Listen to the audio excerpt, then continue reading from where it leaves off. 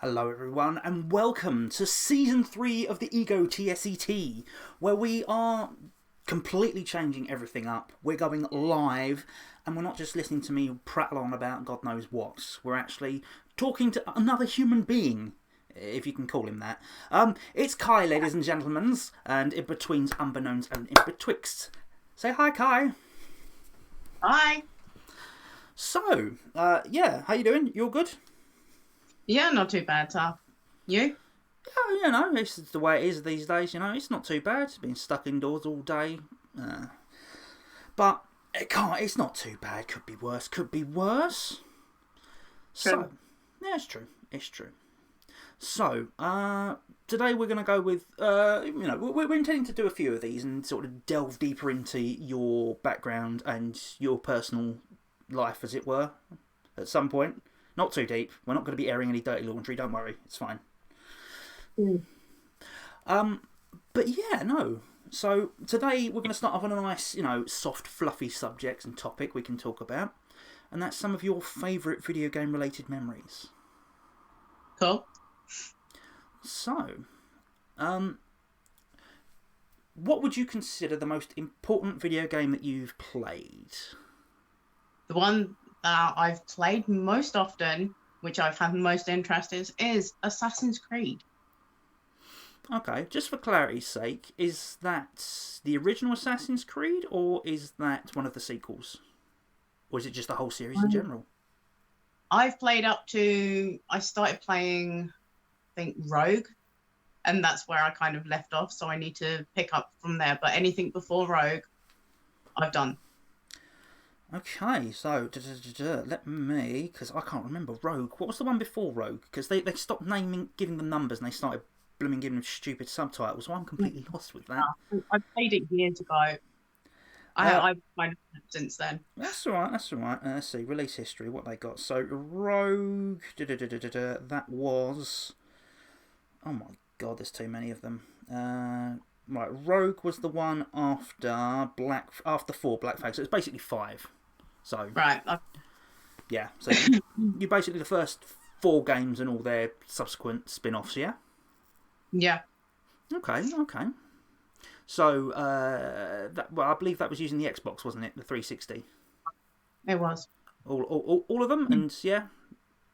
Yeah, because that's all I had at the time. That's fair enough. That's all good. So, what was the first game in the series you played? The first one was the first Assassin's Creed. It was literally jumping in, first one. Yeah. Okay. So, how did you come about? Do you remember hearing about this game? Was it someone else's game? Basically, what got me going was I heard about Syndicate, which was the London one, and that got me interested. But me being me, I have to play from the beginning. That's what you do. So I couldn't just jump into it, despite how much I really, really wanted to play the London one. So I done my research and I found the first one, and I bought it and I started it, and I got really, really stuck into it. Okay, so this isn't a case of you was there when it first launched. It isn't a case of, having... This is going back. I mean, Syndicate was, I was about to say fairly recent. It isn't. It was quite a few... quite a few years back now. Oh, God, I'm getting old, believe me. Yeah, that was... Oh, God, that was 6 years ago. Nearly 6 years ago. So... Wow. Yeah. That makes me... No, I'm not even going to tell you what year the first game was released, but anyway. Okay, so Syndicate caught your interest. I mean, it's probably one of the 2 games that really sort of stands out to me as being, okay, I really want to try this at some point. So I can understand you're interested in it. So you went and rolled back to the original game, yeah? Yes. Okay, cool. So, how what stood out to you about the original? Not literally. What appealed to you about the original Assassin's Creed? I don't know. It's just really interesting. I fell in love with the character straight away. So that was a bonus. And the fact I just like the gameplay, being all cool, assassin, nothing I've ever played before. Okay, fair enough. So, It was very fair. what was the very first? Sorry. The storyline. It was something that hadn't really been explored, had it? It was an area of the world that wasn't really portrayed much in video games, and with a interesting tale that, it's not something that's had really been sort of looked at before. I mean, we've seen, the Templars before, but we've never seen this syndicate of assassins being so far back in time. And the fact it was framed around the time travel delving into memories through the DNA mechanic was at the time something really different and really sort of striking. It was That's what grabbed me. That's what grabbed you. That was the big thing, rather than the story told back in, was it Israel, Palestine? Where was it set? Do you remember? Oh no, you're talking years back. That's okay. I shall double check. But yeah, no. Assassins and Templars, Third Crusade, the Holy Land, Islamic, Shian sect, somewhere around that sort of zone in the world. So yeah. But I mean, put it this way: I played the game, and I didn't really get into it. I had a lot of trouble. It was, it's. I understood the stealthing mechanics. I'd played games like Thief previously, so stealthing was nothing new, and attacks and everything. It's all standard fare, and it was just, for me, it was something just given a new perspective, given a new twist on an old system. So it didn't really jump out at me the way it might have done to you.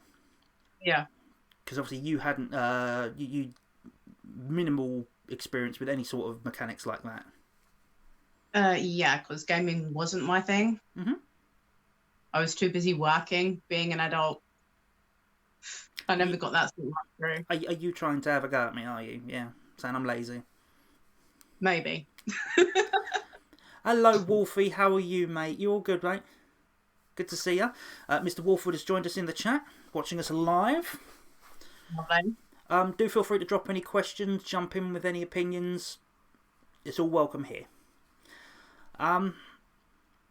So, can you remember much about the actual the Animus storyline of that? Because it's, like I said, I never actually played through the game enough to pick up on the story. Not good with details, but I obviously it's just a broad sort of, pick me up to speed, get me there. assassins, baddies, Templars, revenge, just that along that line. That's fair enough. I mean, it's something that sort of took on a life of its own, especially in later games, because it became all about the Thing of Eden, the Apple of Eden, something like that. Eden. Yeah, and it just completely lost me. Honestly, I tried to sort of follow the basic premises of everything, and just I really couldn't keep up with it. Depends how long you play. It makes sense throughout. Well, see, that's what I'm looking for. It does make sense to you, yeah? Yeah, it does. Eventually, because it picks out, as you go along, it picks out more of the story, the original story. So it sort of all ties back with everything else, yeah? Confused in the first one, because it just finished like that, and it's like, for me, I didn't pick up a lot from that. But then as you play along through the next ones, kind of fills in the gaps. It makes sense, progressive storytelling throughout everything. Yeah, we're doing well, Wolfie. We're all good, mate, thank you. And yeah, so obviously the big thing was the Assassin's Blades. That was the huge thing. I mean, everyone liked the ropes and everything, but it was the hidden blade was the big thing. I mean, is that I'm going to ask, have you ever sort of thought about wanting to own one of those, the arm blades? I did. I wanted to cosplay for a very long time. I still do, actually. So it's still on my list to cosplay. You're still on the list of cosplay, but if I remember rightly, it wouldn't be the original assassin from Assassin's Creed. You're more interested in number 2, aren't you? Yeah, Ezio. Ezio. So this is where the real gaming memory starts to kick in, isn't it? A bit. A bit. Well, it's more so than Assassin's Creed 1, I believe. Oh, hello. Technical difficulties. Don't worry, we're all good. He's not drunk yet. Yeah, not yet. Not yet, yeah. You're buzzing again. Okay, right. Don't. No. Behave. I said nothing. Gotta be careful. Don't want to make him spit his tea everywhere. Really? Anyway, Assassin's Creed 2, Ezio. I want to say Del Toro, but that sounds wrong now. I don't know if I'm pronouncing it right because I'm really rubbish with pronouncing, but Ezio Auditore? Eldatori, right. See, Something like that. being thoroughly English means that anything beyond fish and chips has got no way of saying. So, it's all good. It's all good. Ezio Auditore de Firenze. Something like that. That's what it says. Just check Stickypedia. That's what it says. So, but Ezio, what? Okay, so what is it about the character of Ezio that really grabbed you? Apart from his good looks. I mean, if that's what you want to go with, and it was just a nice piece of arse to follow around, you know, it's. Yeah, let's not talk about that part. You know me. No, the fact is that obviously a majority of the games go with him. Like, he was the one that actually brought the game to life. His story, his background, why he actually took the path he did. Okay. And then she went on from there. Yeah, Mr. Wolfwood has chipped in and said Assassin's Creed 2 is where it gets good for a lot of fans. First one was a bit clunky, shall we say. It was a good starter. But then, yeah, I agree. It really did get into it from then on. The first one was kind of like a proof of concept. It's like, this is what we want to do. This looks good. It had an interesting in being completely different to what we've seen before. Whereas, Renaissance Italy, it's a wonderful place. A lot more buildings to play with, and more of a less touchy story to go with. You could be a bit more, a bit more creative with your story because you're not going to likely piss off a load of people, are you? Really? Yeah, I agree. So, and of course, then they obviously had the engine to build off of and the game mechanics to work on. And yeah, I mean, from what I can remember, it looked leaps and bounds better, even on the same console. It really did.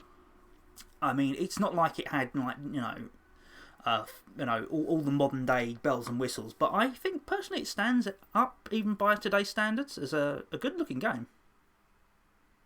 It does. It really does. And I think it also helped. It followed like a lot of other open world genres that sort of just let you have the freedom and just really gave you a nice expanse to go explore with nothing else. I mean, is that something you like to do? Just go and explore the map, or? Yeah, I do. Like, when it comes to the second one, I spent most of my time, because I was pregnant at the time playing this, so I had my maternity leave to play it non-stop. I got all the achievements, all the feathers, everything. I built up my villa. So that one for me was everything. Until the next one, which I'm very, very disappointed with after all my hard work. Okay. Do we want to jump onto that then? Yeah. Okay, so the next game wasn't an actual numbered sequel. It was a different game based on the same engine.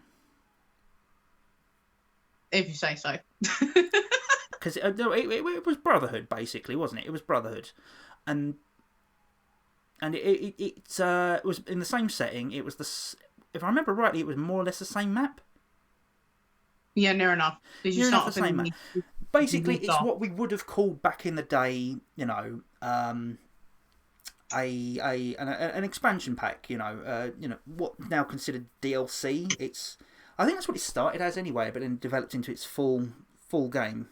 Yeah, Mr. Wolfwood. Yeah, the Ezio trilogy. Yeah, and so the Brotherhood was the next game in that. So didn't actually.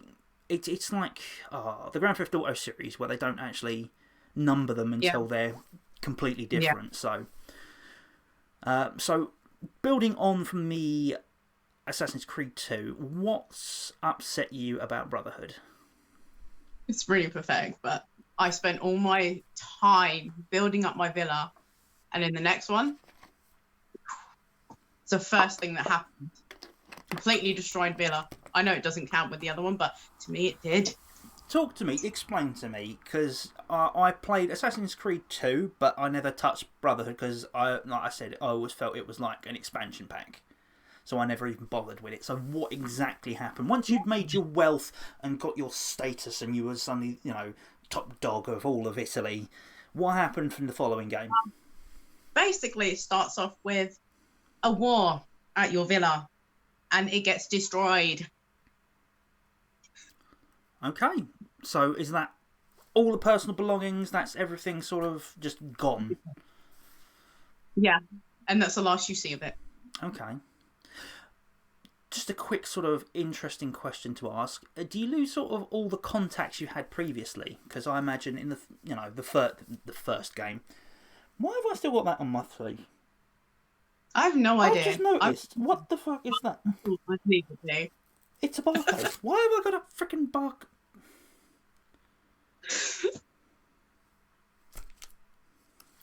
Anyway. So literally you start the Brotherhood with absolutely nothing. Basically, you're taken back. You have to move on and find another location to build from. Okay, so it's your standard reset everything back. Pretty much. So it's like the old TV series. Everything resets back to how it is, and now you've got to start again, build up your. Got to get all your weapons back and all your cool little gadgets, and it's one of the confusing things, like the Batman, the Arkham series, where you spend a whole game building up your whole arsenal, and in the next game you're suddenly stripped down to the bare minimum again. It's like, why is everything downgraded again? Surely it should be all. But this has a built-in reason, story-wise. I mean, and I can understand being upset about it. It's you pumped your heart and soul into everything else in the first game, all that. And it was an emotional time, being pregnant and all. I could imagine. Imagine that, being quite bad. It's like, really working towards everything and taking it away from you in that state. It's not going to be fun. No. It's funny now, though. I can laugh about it. But I'm glad it can go back. At the time. Fair enough. So, aside from them tearing away all your hard work, how was the game for you? No, I did enjoy it because obviously you learn a lot more about the family and the other assassins, and that as you go along, you start actually building up the Brotherhood. So you learn more, and I know, just a new venture, considering the last one was its own story. This is kind of like moving on from that. Instead of playing on Ezio's trauma that he had, it moves on. So obviously he moves on to becoming the better assassin, like the master or whatever you want to call it. I don't know all your terms for these, but the one. That's cool. Mr. Wolfwood chimes in. Ubisoft do that a lot. There's usually at least one mission in their games where you get stripped of everything. Obviously, it makes sense at the start of the game, take everything away from you. But the sounds of it, it's kind of like they didn't have an idea where to go from the original story, to me. it sounds like what they needed to do then was find a reason to sort of bring in this new story they've written and sort of ignore everything in the past. Is that what it feels like, or? Not for me. I didn't really like notice it like that. You just jumped in and started playing, or? Has Desmond, so that is the original person that they actually put in the Animus. Yeah, that's it, the Animus. So they still had him involved. So to me, it was still like the same. It's just another part, another chapter. Okay, fair enough. So you were more interested in the modern, well, not more interested, but the modern day sections of the game were the thing that was holding the thread together for you, rather than Desmond, because he was one of my favourite characters as well as Ezio. Ah, I see. See, no one talks about, the modern day sections of the games. It's basically, oh, it's just a framework. No one actually cares. But okay, so tell me more about Desmond, because I've heard the name. I don't know anything about him. You practically start off in the first one as Desmond. You find out a bit what's he doing. He's basically been held captive because he is the one that can go back in time and for them to find. Because basically, long story short, they just want the Apple of Eden thing, like the spear, and that's all they're doing. They're fishing for information, and he learns a bit more about himself, and his character develops as well, because the more times he goes in the Animus, he picks up more stuff and he trains and he becomes a good assassin himself, if you like. He ends up with the skills, so you're actually able to eventually use Desmond outside to fight. Okay, so it stops becoming just a framework, it actually becomes an essential part of the game. Yeah, because once they actually locate where the Apple of Eden is, obviously the assassin back then, they can't get it. So Desmond has to take them there and the crew that he's with to retrieve it. But he needs a certain set of skills himself. So that's where his character comes to life. What was for me. That's fair enough, fair enough. Did you ever get a chance to play the online multiplayer element of Brotherhood?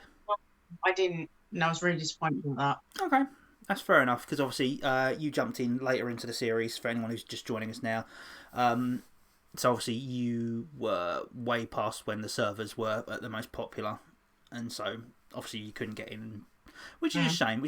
I've heard it was really good, and obviously they've since expanded on it immensely, but never mind. Is there anything else sort of what you've not touched on with Brotherhood you want to bring up, or? Not really, because for anyone that hasn't played it, I don't want to like spoil. Oh yeah, no, we don't want to go into spoiler territory. It's just sort of any sort of memories, any missions that sort of jump out at you as being particularly good, or you just when like the Brotherhood got together, like you learn more, and I don't know. I like learning new characters. You enjoy the storytelling aspect of things, yeah, I can imagine. Well, doing that myself, so with my role playing that, it's a big part for me. Okay, so you've sort of taken inspiration from a lot of video games in terms of role playing and doing that sort of thing online. Because you do mostly role playing, but you have done a bit of writing before as well, haven't you? Just a little bit. Yeah. So it's a good place to take inspiration from. I mean, there's a lot of overarching stories, and sometimes I do admit a lot of games do get it wrong because the stories they tell don't really fit into a video game medium. A lot of times they should have been, movies or TV series. I mean, could Assassin's Creed quite easily? I know they did do films, didn't they? They I think two. Two Assassin's Creed films. Okay. I know. I definitely watched the first one. You've definitely watched the first one. Yeah, it's not quite like the game, which is in its own sense. Yeah, it's difficult. It's not great. I mean, I've only heard bad things, so depends. Anyway, fair enough then. So I believe the next one was Revelations. Did you play Revelations? I did, but my mind is very fuzzy. So it can't have been that good. Ah, there we go. There's a Michael Fassbender film. It's pants, according to Mr. Wolfwood. So, yeah. We'll ignore the films, concentrate on the games. Remind me of the lead assassin in that one. And Revelations. Again, because it was, it was part of the Ezio trilogy. It completely bypassed me. I didn't even realise. So, Desmond, again, yes. Still features 2 returning protagonists, Altair and Ezio. Right, so, yeah. Are you playing as both of them? Okay, I have vague memories of this, yes. So. Yeah, so that one didn't really step out for me, although some of the scenes in there were a bit touchy-feely. So it's like, okay. I can enjoy this. But it never stuck out as much as the others that I previously played. Okay, that's fair enough. So, it like I said, it kind of feels like an expansion pack, and if the story doesn't deliver, it's just the same game over again. Does that sound about right? Yeah, basically. And so you just got bogged down the same repetitive thing, and the story.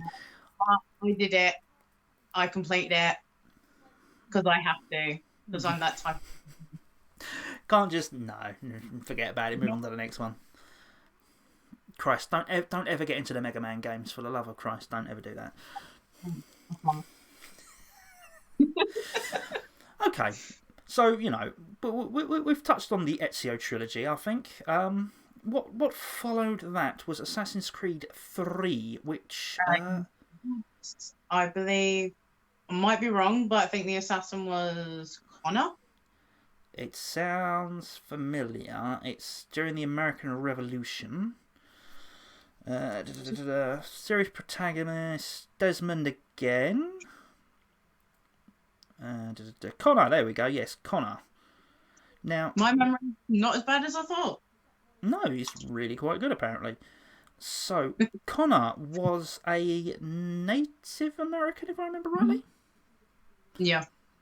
Okay, and obviously this was a big change of pace from what I understood, because after it went elsewhere, it focused on other events. Okay, what do you mean by other events? Talk to me. So basically not what Ezio was going through, because Ezio has nothing really to do with it. Yeah. It was his own story. So basically what really happened, but it relates to going back to slave days. Yeah, it was the American Revolution, so slavery, the Confederates and my mind's gone blank. Yeah, those guys, the red and the blues. And which I quite enjoyed playing. He was an amazing character to me. Obviously, it confuses you in the beginning because you start off as what you think is the main assassin. Right. It turns out to be a Templar. Ah. So you start off as a Templar. I've forgotten his name. So, yeah. We got to remember that these games are literally, beyond a decade old at this point. It's. And I'm not getting any younger. Okay, 2012 it was released, but it's nearly a decade back. This sort of thing. Even though you played it later, it's still, quite a way back. Let's see. I have not got the list of the characters. Synopsis. Yeah. Connor characters. Here we go. No, his name. Achilles Davenport? No, that's retired assassin. Mother. French. Connor's first assassin recruit. Aided. Oh my god, there's a load of names. Historical figures. Plots. Desmond. Haytham Kenway. That sounds familiar. I think that might be the one. Life of his ancestor Haytham Kenway in England, 1754. Assassinates a patron at the Royal Opera House, apparently. Yeah, I think that's right. Okay. So that was who you played as. Turns out he's a Templar. Because I was not happy when I saw him. It's like, is this the main character now? It's like I'm not impressed. And then obviously you finish that bit, and then the big reveal happens, and Desmond and everyone else is shocked. It's like, what? Once they find out. And then it goes into the story of the real main character, Connor. Which actually he had a different name. I can't remember his birth name. Connor was given to him later on. Yeah, I'm looking at his actual name and I'm just like, I am going to butcher this name. Right. Raton Hanhakunten. I just wanted to hear you say that. Love you too. Yeah, no. So, there's me pissing off all the Native Americans. So, okay, so it sounds like it was an interesting idea because obviously the first impressions, oh, you're playing as a white Englishman. Okay, big whoop, whatever. And then, oh, no, you're not. You're playing as a Native American and you're fighting against this, that, and the other. But it's one of those surprises that doesn't really work because you kind of know, and all the publicity's already gone out that you're playing as the Native American. It's one of those surprises that aren't a surprise. For me, I just went in with no research or anything. You didn't even look at the box? Not really. Okay. I don't pay that much attention. I just wanted to get stuck in the game. Most people at least have a glance at the box before they put it in, but okay, whatever. Anyway, so, alright, and another thing for me was Assassin's Creed 1 had a few cities and a few towns where height was a big thing. And of course, in Renaissance Italy, you know, there was a lot of big buildings, tall buildings, jumping from rooftop to rooftop. Where this was set, it looked to me like it was mostly wilderness. Yeah, that's correct. That doesn't really jump out of part of the free running aspect to me. That kind of pulls that back a bit. Which you never got to do in the other ones. And it was easy. I liked it. You liked it? You enjoyed the... I could... You know what I'm like? I like anything to do with like hunting and that. So that kind of gave me that aspect of... I could actually hunt. Okay. And find trees and everything. So what you lost with the parkour, you got more back into nature with that, so... Yes, because you know that I like that sort of stuff. Anyway, I like nature and anything to do with forests and the woods, whatever. Okay, fair enough. Mr. Wolfwoods reckons Connor was a bit of a stroppy teen. Would you agree with that? He was. Yeah? But I liked that. It was funny. It was amusing. Well, it suits you perfectly because you're a stroppy teenager, aren't you? So... No comment. Yeah, exactly. So, yeah, whereas Ezio was very... You know, he had his moments, but he was quite serious. And Altair was very, very much serious, from what I remember. Yeah, very... Oh. Connor was a very much... The whole game, not just Connor, but then the whole thing was just a complete change of pace. They completely shifted gears with this one. Yeah, which again, what brought me to it as well, because it was one of my favourites. Okay, I mean, I don't hear a lot of love for 3. It's not something that a lot of people that I've personally heard people talk about. I mean, they rage on about, you know, Assassin's Creed 2. And ones later on down the line, but yeah, 3 doesn't. It changed a lot, but doesn't seem to get a lot of love. But obviously, depends on the person. I mean, again, I'm role playing. I base my role plays around that sort of thing, so it done me. So it struck a chord with you then. Obviously, the story did. I mean, what is it about the story that really sticks with you? I don't know, just like kind of finding out all these things, because obviously he grew up in a village, didn't he? So he didn't know anything of the outside world, and then all of a sudden this gets put on him, and he is a proper discovery for him. Okay. Yeah, you know, it's not something you know every day, really, finding out, the Templars and the Assassins and this, that, and the other, and worldwide conspiracy theories. And I mean, to be honest, I would be like, yeah, fuck off, even now. Even though I know that shit like that happens, it's like, yeah, it's like, no, fuck off, I'm not interested, go away. Okay. Right, so, remind me, was there an expansion pack to this one? I think there was, wasn't there? There was, but I can't remember what it was called, and I think it had Liberations, Liberation. Liberations, and that was with the female assassin. Ah, yes, the big push. Oh, we've had the Native American guy, now we're having the woman. We're touching all the points here, getting everyone involved.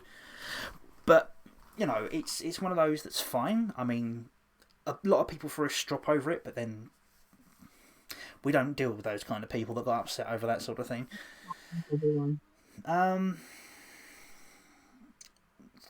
This was this the first? No, this was the second one to be released on the Vita as well, I think, if I remember rightly.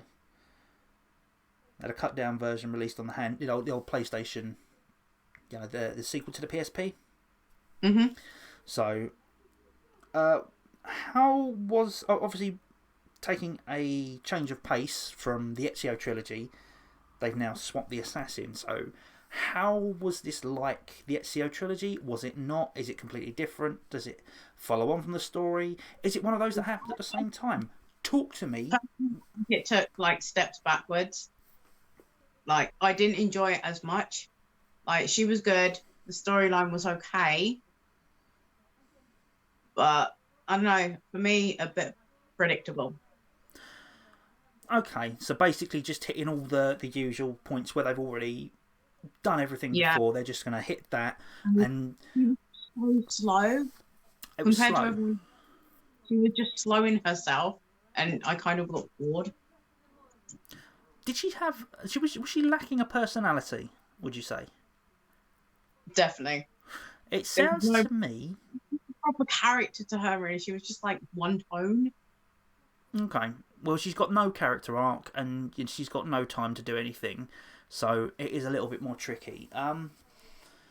But it sounds to me like it was a game basically tried to be sold on the premise of, oh look, it's a female protagonist.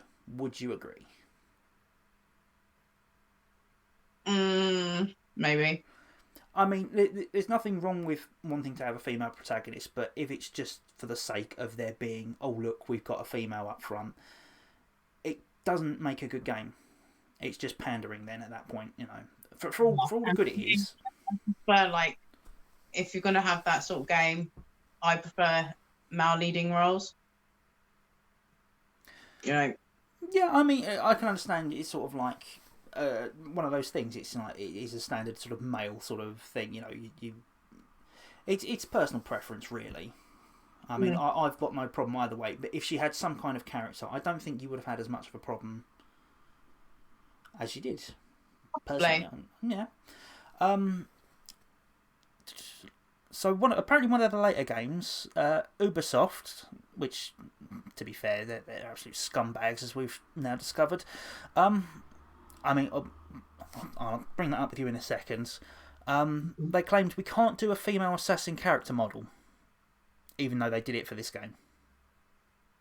So, yeah, it sounds like there's a few people in Ubisoft that are a bit funny. You're not up to date with a lot of gaming news, are you? No, unfortunately. Right. So, turns out Ubisoft, the creators of the Assassin's Creed, harboured a lot of, well, they covered up a lot of sexual assault, basically. So, yeah, there's a lot of people that at the top sort of got away with a lot of shit they shouldn't have done. And when they did get caught, they got outed, but they still kept their shares, so we're still making money off Ubisoft today. So, yeah. Okay.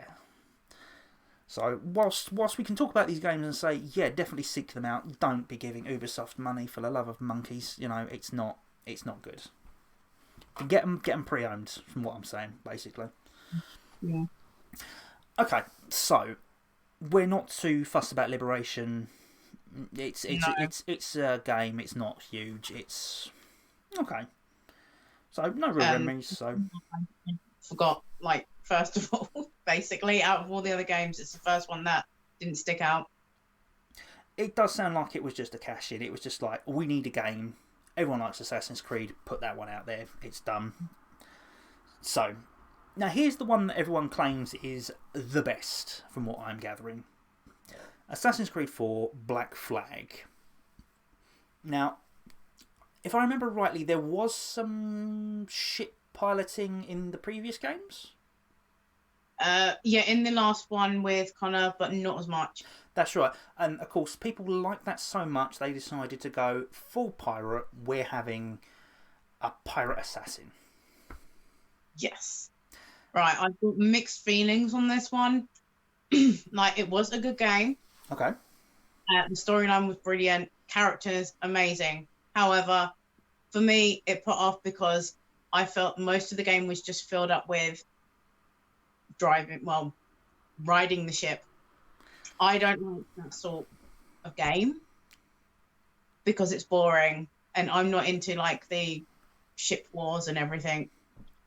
It's boring. It's like, and I think the only thing that made me enjoy the rides is when they started singing. You could have an option of when they could start singing, and I actually learned some of their songs.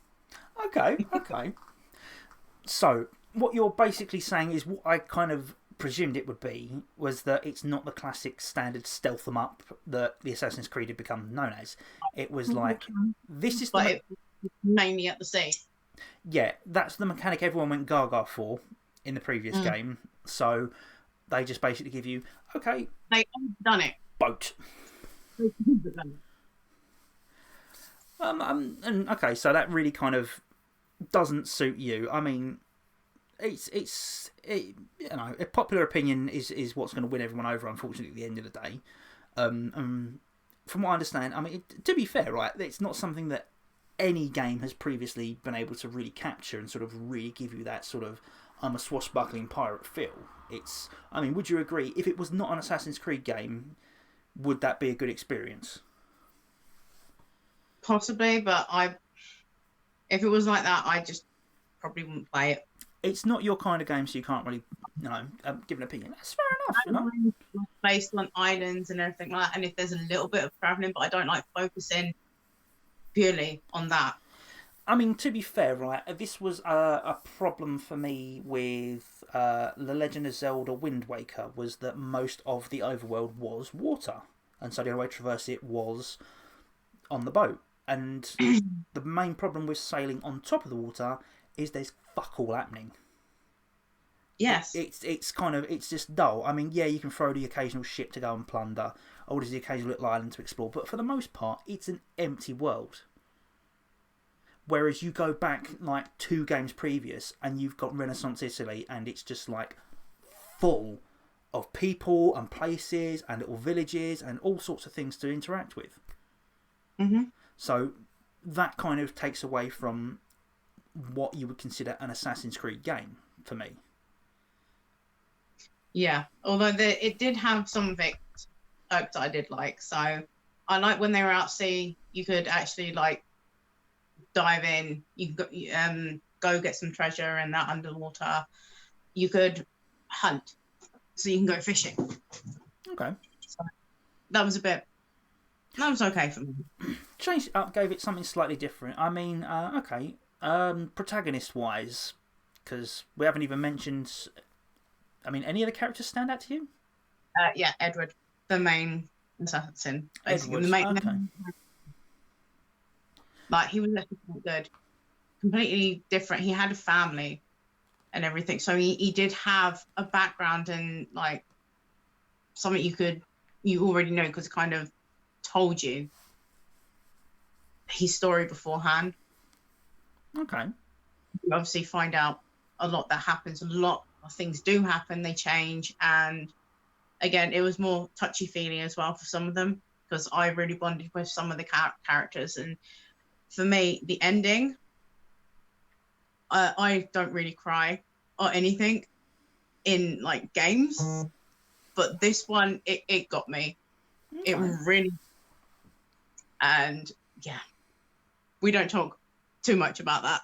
Well, no, we don't want to go into spoiler territory anyway, so that's okay. That's fine. We can live with that. But from what you seem to be telling me there is that what the storytelling was lacking in, like, Liberation, they've managed to get it back for this game. Yes. Okay. Yeah, I really did, despite it took me twice as long to complete. Okay. Because I was saying, by this time I was back at work and being an adult. Yes, that's it. We don't have as much time for it. I mean, was it still on the 360 you was playing this on? No, because I never really got the chance to play anything. You didn't have the One or the PS4, did you? No, so yeah, it would have been on the 360 still, yeah. That's fair enough. So obviously you was playing the less than, ideal version, so we say, the previous generation. How did the graphics hold up? I quite liked them. Obviously, yeah, they improved. It was really good with how they done the water and the ships. The detail when you got to upgrade your ships as well, because that was pretty good. And the little extra touches. All the little add-ons and all the little... Quite like diamond wood in my ship. Trinkets and things everywhere, yeah? Oh. So I'm terrible with that. Creating characters and anything that goes with them. I will invest all of my time, and if it's not too much money, I will actually spend real money. I know. It's very bad. Oh, dear. It's a good thing you're not a fan of Dead or Alive, right? Because... No, right. Have you seen how much the DLC for Dead or Alive 6 is? I don't need to. I see what my brother spends on these other games that he plays. No. It's literally into the thousands to get all of the DLC. And that's just... Yeah, it's just character skins. Into the thousands. It's quite literally ridiculous. I mean... But anyway, we're all guilty of spending a bit of time, playing with the characters, making them look right. I mean, Mr. Wolfwood said he spends all the time in wrestling games just creating wrestlers. I'm sure you've done that as well. It has to be really good. So your characters, your moves, your opening theme, amazing stuff. I mean, to be fair, I have definitely spent a lot of time doing the same characters over and over and over again. You tend to spend more time creating than the actual playing. Yeah, definitely. Like trialed my character, played a couple of rounds. It's like, right, I need a new character now. That's half the fun. It's. I'll tell you what, the wrestling games though have got by far and away the best character creation toolkit I have ever seen. Oh, anyway, I don't remember the last time I played. Ooh, I definitely played WWE 2K19 was the last I played, but you were probably... SmackDown versus Raw. That was PlayStation 2. Yeah, going back that far, because that was a long time ago. But I enjoyed it because, I got to have my songs, make my characters the way I want. Yeah, it's all good. It's all good, Absolutely. I mean, Mr. Wolfwood spent a day creating people instead of playing anything. It's like, you just get into it. Yeah. It really is. Anyway, so we're getting off topic. Assassin's Creed, Black Flag, nice little details, little bits you can do, trinkets and bits and pieces. Overall, fairly decent entry into the thing, just not your cup of tea. Yeah. Okay. Like, I if I could skip, because I know that sometimes you could, once you've already been there, you could skip. So I would reload the ones I've already done and start again if I could skip. Okay. Fair enough then. Now, this time apparently they didn't actually release a proper game. They actually released DLC, Freedom Cry. Freedom Cry, remind me. Okay, because I didn't have this other one. I think it was a Chinese assassin. It was more of the okay, hang on. I will come back to that. But yeah, apparently, 4 had a. Where's it gone? Why is it being a bitch? So Freedom Cry DLC is set 20 years after the events of Black Flag and follows Adaway, Edward's former quartermaster. Doesn't sound familiar. I think you played as a former slave in the DLC. That sounds about right to me. African descent, slave, sugar plantation in Trinidad and Tobago. Thank you, Mr. Wolfwood. Spot on. So you didn't get a chance to play that, no? No, unfortunately. And, of course, then you didn't get onto Rogue at all, unfortunately, no? I started. I think I got about like 4 hours into it. Which is, I think. That's quite a fair way into it then. But nothing because, well, as with the other ones, I really invested as much time as possible. But this one, I was playing less and less. So, where with the other ones, when I was pregnant, I'd play it all the time, all day, most of the night. Then it was like every evening once I finished work and everything. So I kept it going. But with this one, it was like once a week or so. Okay. Like I could get into it, but obviously with the events going on at the time, that kind of dominated my gameplay. So once that happened, I stopped gaming because personal events happened, and that was the end of gaming for now. So, the Chinese one, Assassin's Creed Chronicles China, you had a go at that, did you say? I watched some of the gameplay on there because I wasn't able to get hold of it. Okay. So I watched a little bit. It was interesting, but not the type of game I play because of the actual gameplay itself. Yeah, it was completely different. It was side-on, and it was, yeah.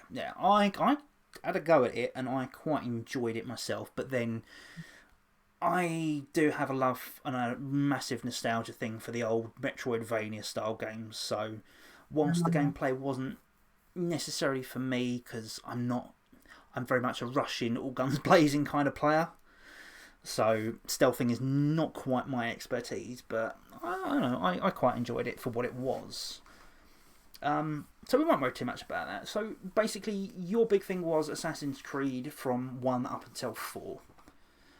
Yeah, basically. But I'd like to finish it off because I feel like incomplete.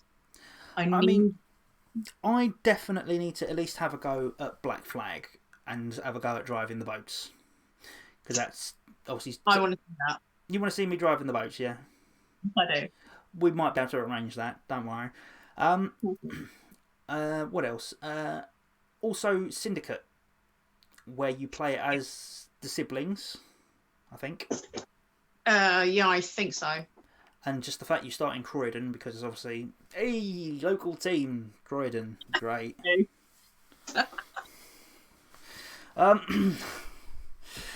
So got to have a go at that just for the giggles. How about any of the other entries in the series? I mean, I know you want to play through them all, but any of the other entries sort of cropping up in your mind as being something you have to play? What, regarding Assassin's Creed? Yeah. Yeah, so basically I want to play, I can't remember what one it's called, the Egyptian one? Odyssey. Yeah, and Valhalla. Get the Viking going. So basically all of them, yeah. I mean, yes. So I just want to whiz by the other one. Yeah, I mean, I heard that Odyssey was one of those games that sort of, it's really built on the system, and it's like, okay, it's good, but from what I can see, it's like there's not much substance to it.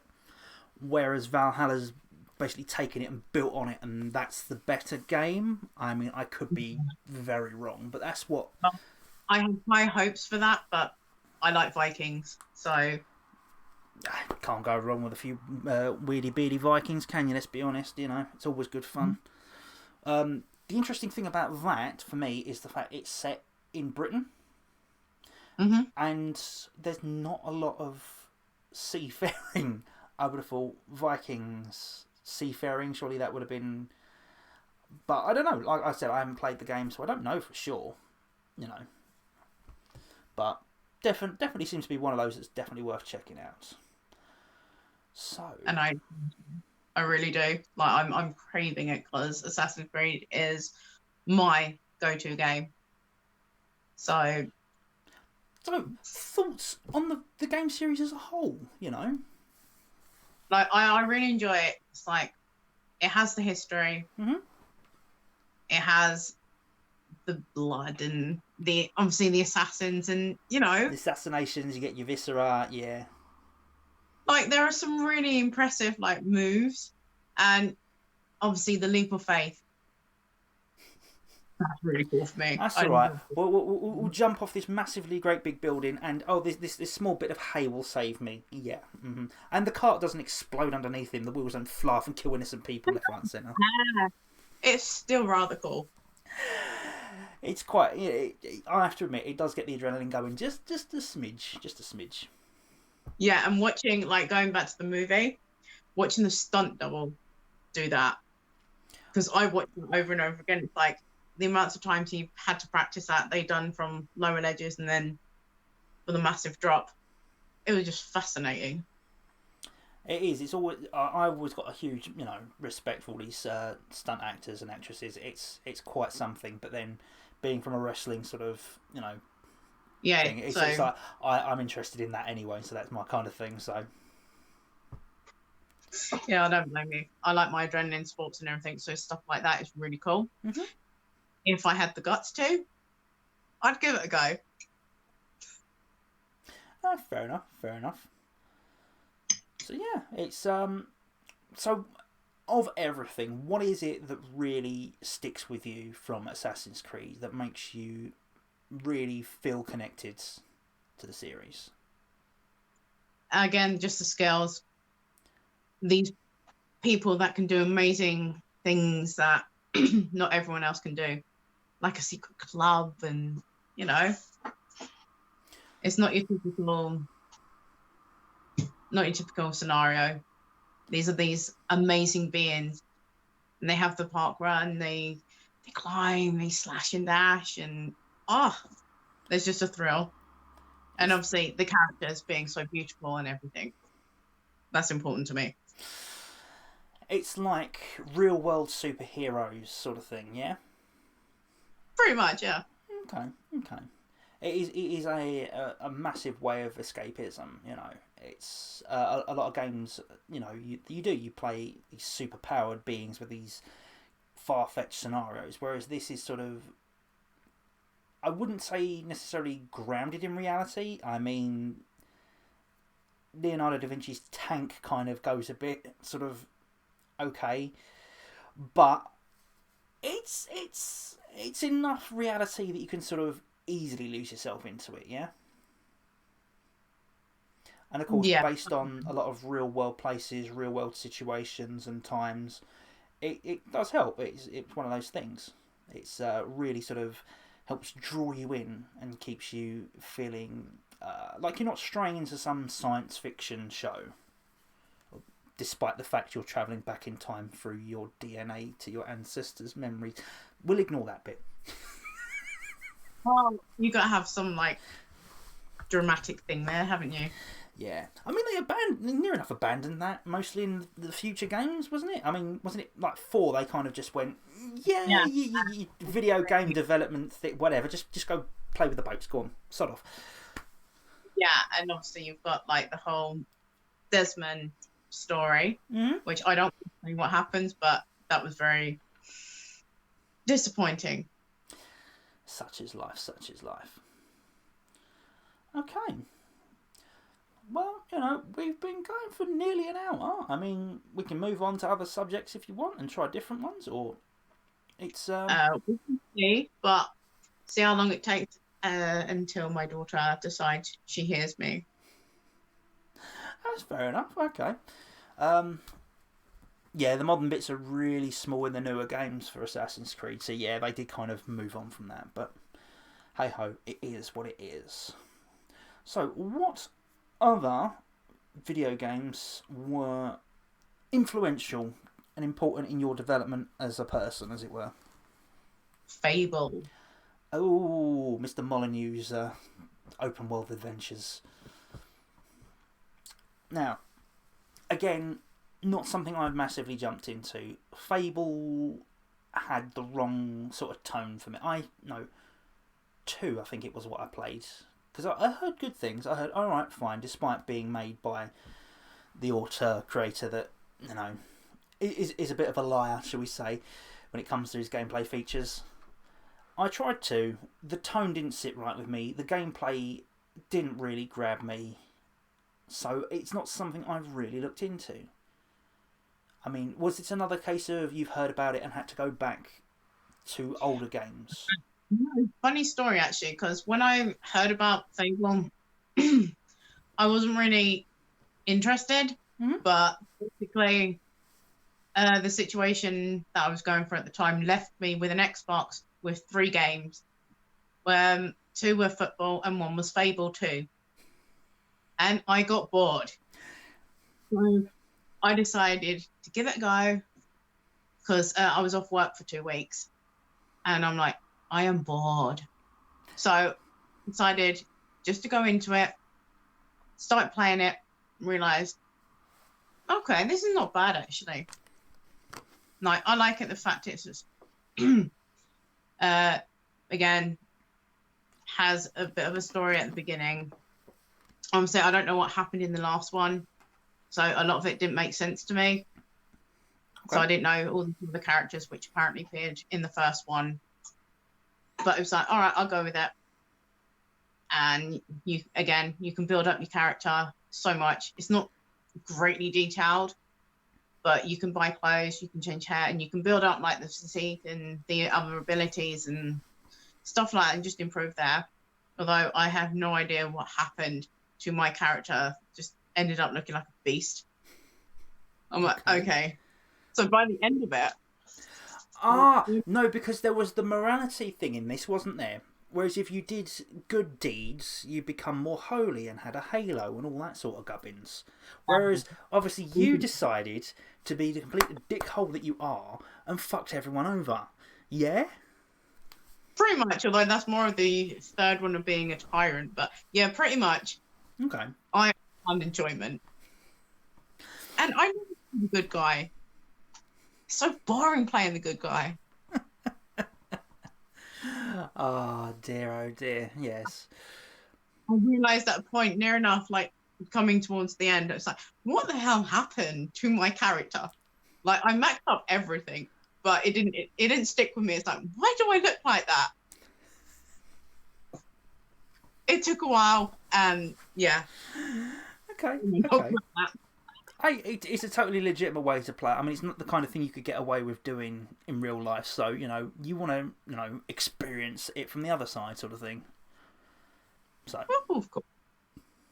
And then, obviously, from then, once I actually complete that, because I can't really say much about the storyline because it was pretty much basic, but I had to go and play the first one, so that's what I did. I found the other one, and I started playing that, and it kind of obviously made a bit more sense. So I like the fact that they swear a lot more in the first one. That had me in giggles. Okay. I haven't played many games that actually have swear words in them. Okay. I am going to get you to play the original N64 version of Conker's Bad Fur Day.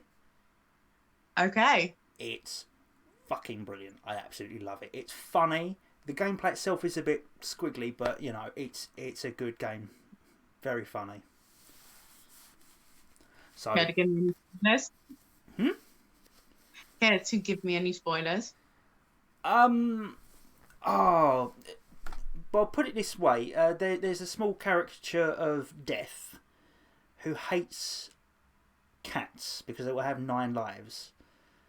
And you sort of meet him sort of over the river, sort of, and you go, bloody catfish. Bad enough they got fucking land ones of them. Now they got bloody fish versions. Fucking things. Something along those lines. And it's just like, yeah, no, this is the game for me. I think I could play that for like shits and giggles. And the other one is there is a boss fight where you fight a boss called the Great Mighty Pooh, who sings opera and is quite happy to throw his shit at you. Oh my god. How about some scats, you little twat? Yeah. See, you definitely got to play Conquer. Definitely. I will play that. Yes. Anyway, so yeah, so you went from 2 to 1, and 1 had a lot more swearing and a lot more. It makes sense. Then, like the next one, obviously, the second one was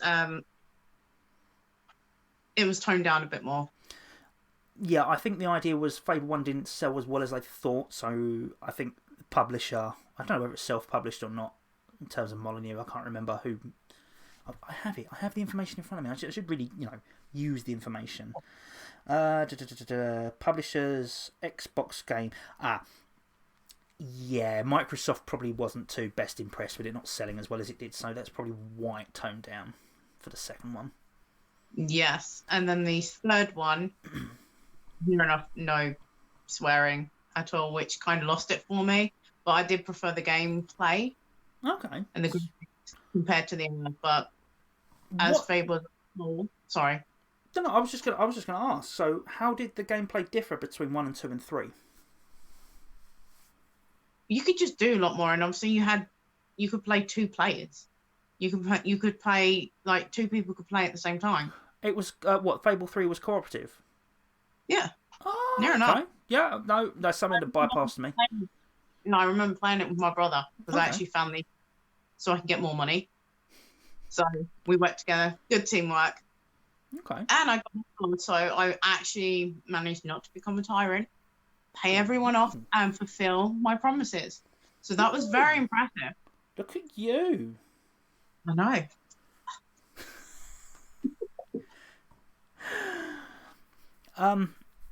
So, am I getting this right? Is this the game where you could sort of pick and choose who you wanted to romance and marry and sort of?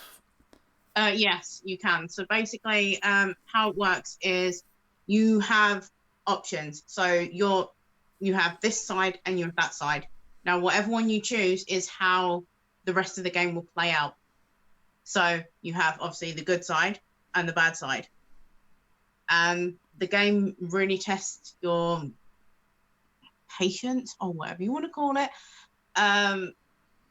Tests if you're a good person or not. Because it kind of leads you in a way, well, if you want to defeat the massive enemy at the end, then you have to betray people. You have to become the tyrant to afford it, to afford the armies. On the other side, you risk not getting that money, not getting the gold, but you have your allies. So it's whatever one you choose. Okay.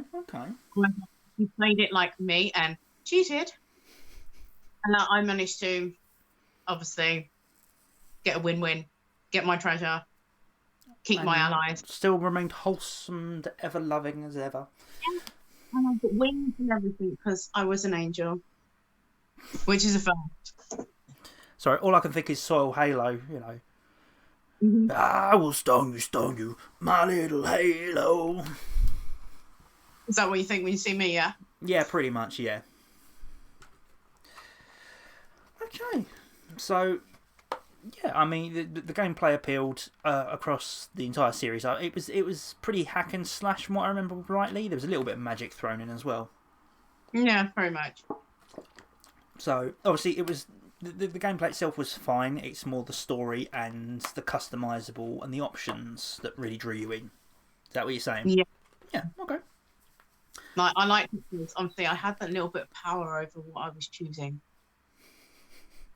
That's it. You wasn't just being tugged along on a story. You said where the story was going, and you made the decisions that would make things change. And I played that one most of all. I played it like 3 times now because I wanted to try what happens this way. Because with me, if they've got alternative endings, I have to see them, but I have to play it. I can't just watch someone else do it, so I have to do it myself. Okay. I became the angel, and I came in between. Okay. So both. Fair enough. But it leads me to think, sort of, have you looked at any other sort of games where, moral choice, as it were, really defines the game? Yeah, I have. I think it's called Stranger Things or something, or Life is Strange or something with the Yeah, no, girl. Stranger Things is the 80s throwback TV series. You're talking You know about what? Life is Strange. That's the one. Like I was really into that one, but again, I lost out on my consoles and everything, so I never got to finish them. You never got to finish Life is Strange? No, I got up to halfway through the second, which is really pain in the bum because I really was enjoying them. Oh, what, you play through the first one? Yeah, I played through the first one, and then I was halfway through the second when shit went down. Okay. So obviously, when things get better, I do actually plan on picking up where I left Okay. off. Okay. So that's cool because you know there seems to be less love for the second one. It seems to be more skewed towards the first one. I mean, after playing the first one and getting the ending that I did, it's like, okay, I can't go back to that. I can't touch it. I can't. Yeah. So that was one of the games that really got to me. Life is Strange. Yeah. It's really deep and a lot of there's a lot of subjects that are close to my heart, and it's sort of Yeah, you and me both. That's what kind of like drawn me into it. The fact is, wow, this is real. Like it's based on things that actually happen. Hence, this TV series was it 13 Reasons Why? yeah. That apparently that deals with a lot of hard subjects, but again, that's I've been But it warned about that. But me. yeah, it's So what that appeals. I knew nothing about it, but I started playing the first one, and obviously right away it shows you, and I'm like, yeah, okay, I'm interested. Yeah. I mean, Mr. Wolfwood does say he's a fan of the second, but yeah, the first is better. I mean, I don't know. Oh, well, have a look at that. Just gonna say, one of my friends on Twitter, Daft to the B, did similar sort of thing. She says that it's it's the second one is still good regardless of anything else. So definitely worth picking it up.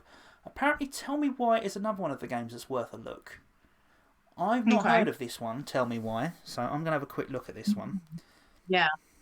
Because I'm always interested in this. Tell Me Why. I know they did a little. The Adventures of Captain Spirit was a little freebie demo sort of thing they did in between the two. Mine's got blank. What's the series called? Life is Strange, that's it.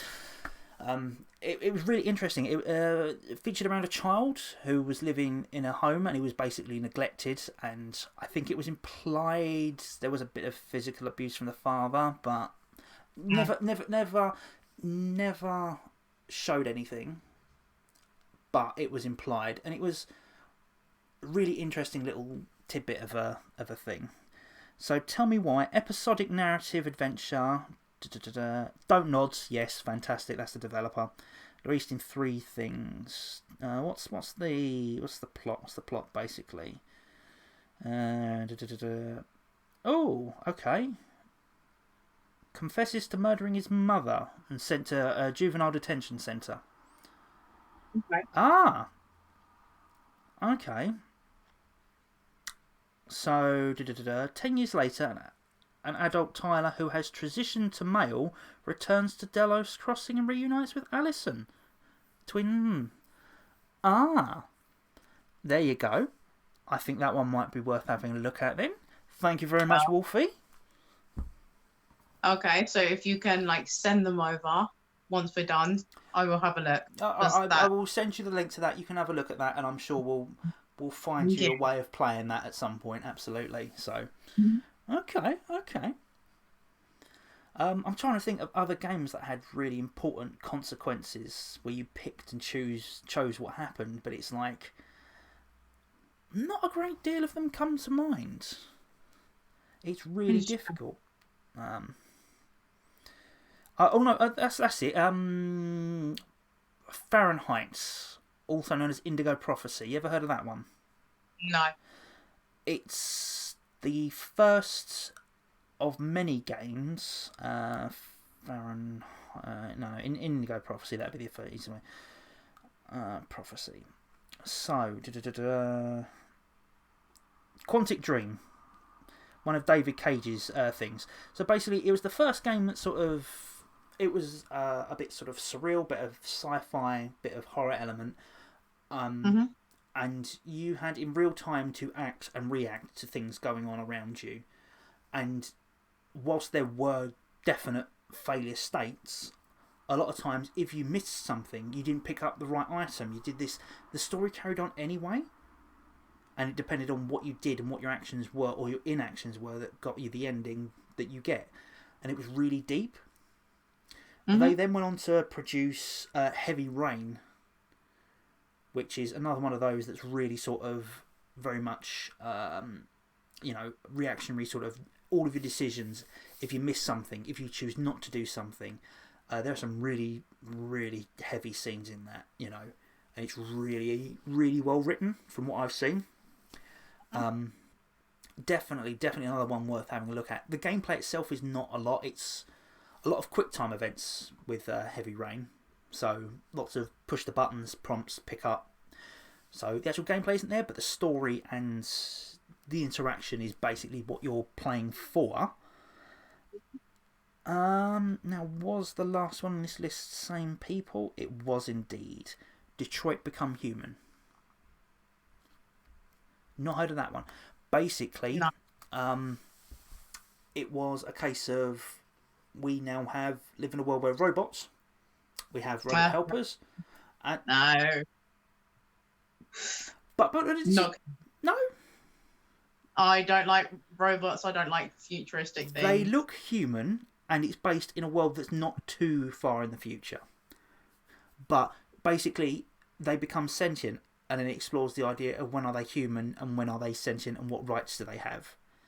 And I've not played it, but I've seen enough footage and playthrough that it's really quite powerful.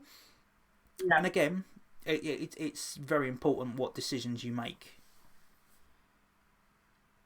So, another one to have a think about.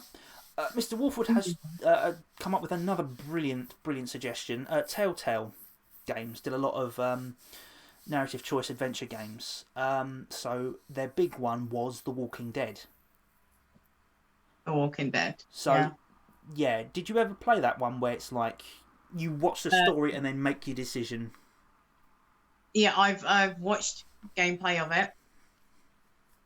Never played it though. Never played. Is it something that would appeal to you, or? Yeah, it would. I'd give it a go. Now, would the franchise that it's based on make a big difference? Because I know, Wolf Among Us was the second one that they got big with. That was completely separate from everything else, based around werewolves. There was also the Batman games that they did. To a lesser extent, they had Wallace and Gromit, but I Wallace and Gromit.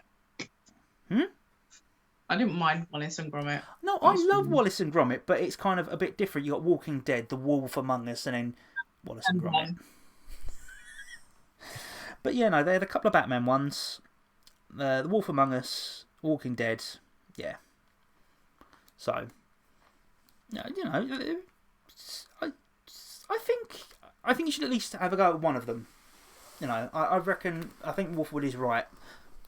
Borderlands 2, weird fit, but it was one of their best.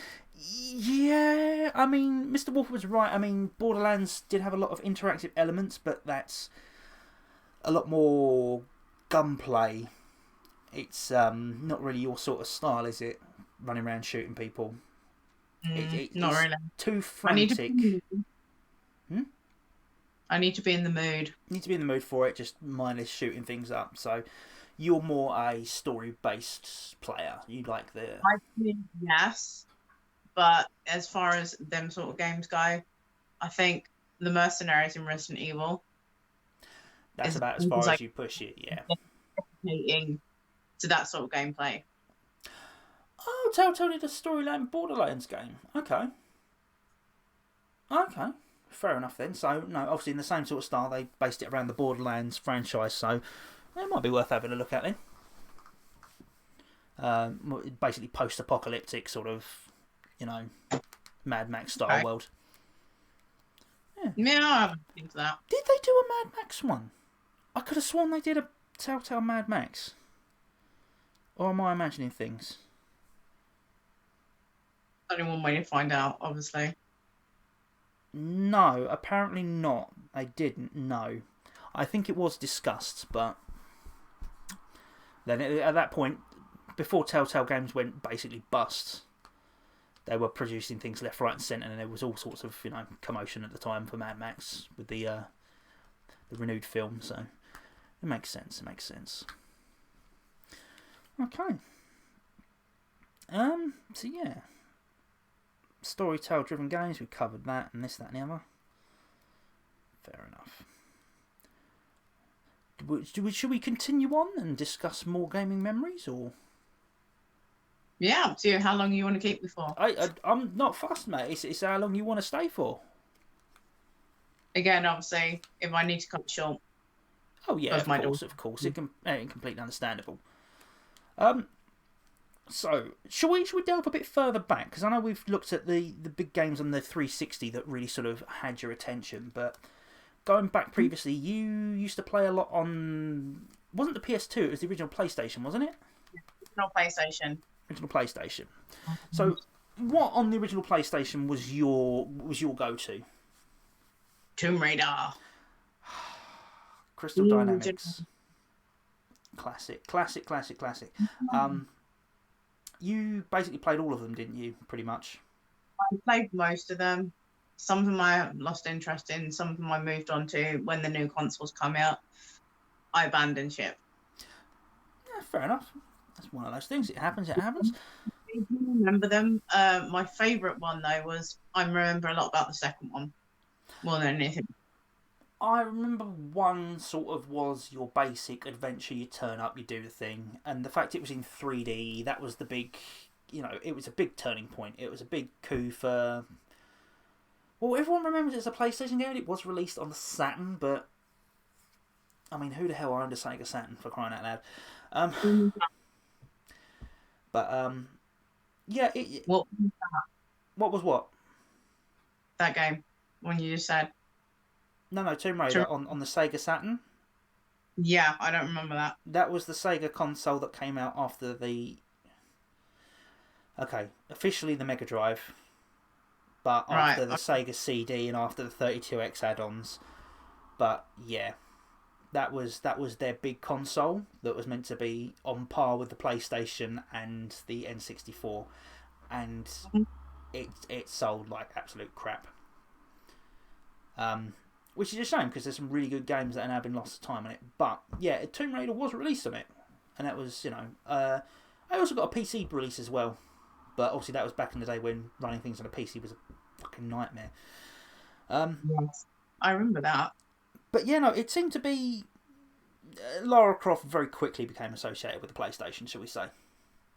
Yeah. And like I said, it was the big revolution. It was a 3D adventure action game. Lots of things, it's, to be honest, the graphics were awful. I mean, yeah, but that didn't bother me back then. I mean, it was listen, because the first game was dreadful. You literally had cardboard box fucking tits. Yeah. It was absolutely awful. The textures were muddy and so low resolution. It looked absolutely god awful. It played. Okay, for early 3D games, it was revolutionary. It really hit the scene. But looking back at it, taking the nostalgia goggles off, the first game was the absolute drizzling shits. It really, really was. It was awful. But move on to 2.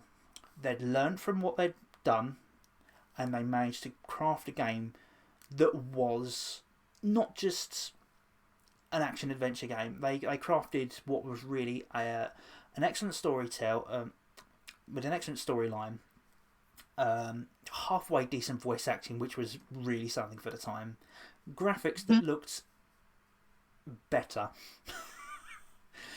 They worked around the restrictions of the lack of polygons they could get away with, and the textures improved. It was overall a far better game. It was. but we have to mention, which is slightly off topic, but I think everyone would agree, for Winston and him in the freezer. I can't remember who did a video on it. I want to say Kim Justice. It was Octavius Kitten. Octavius Kitten. He did a it's Octavius King now, isn't it?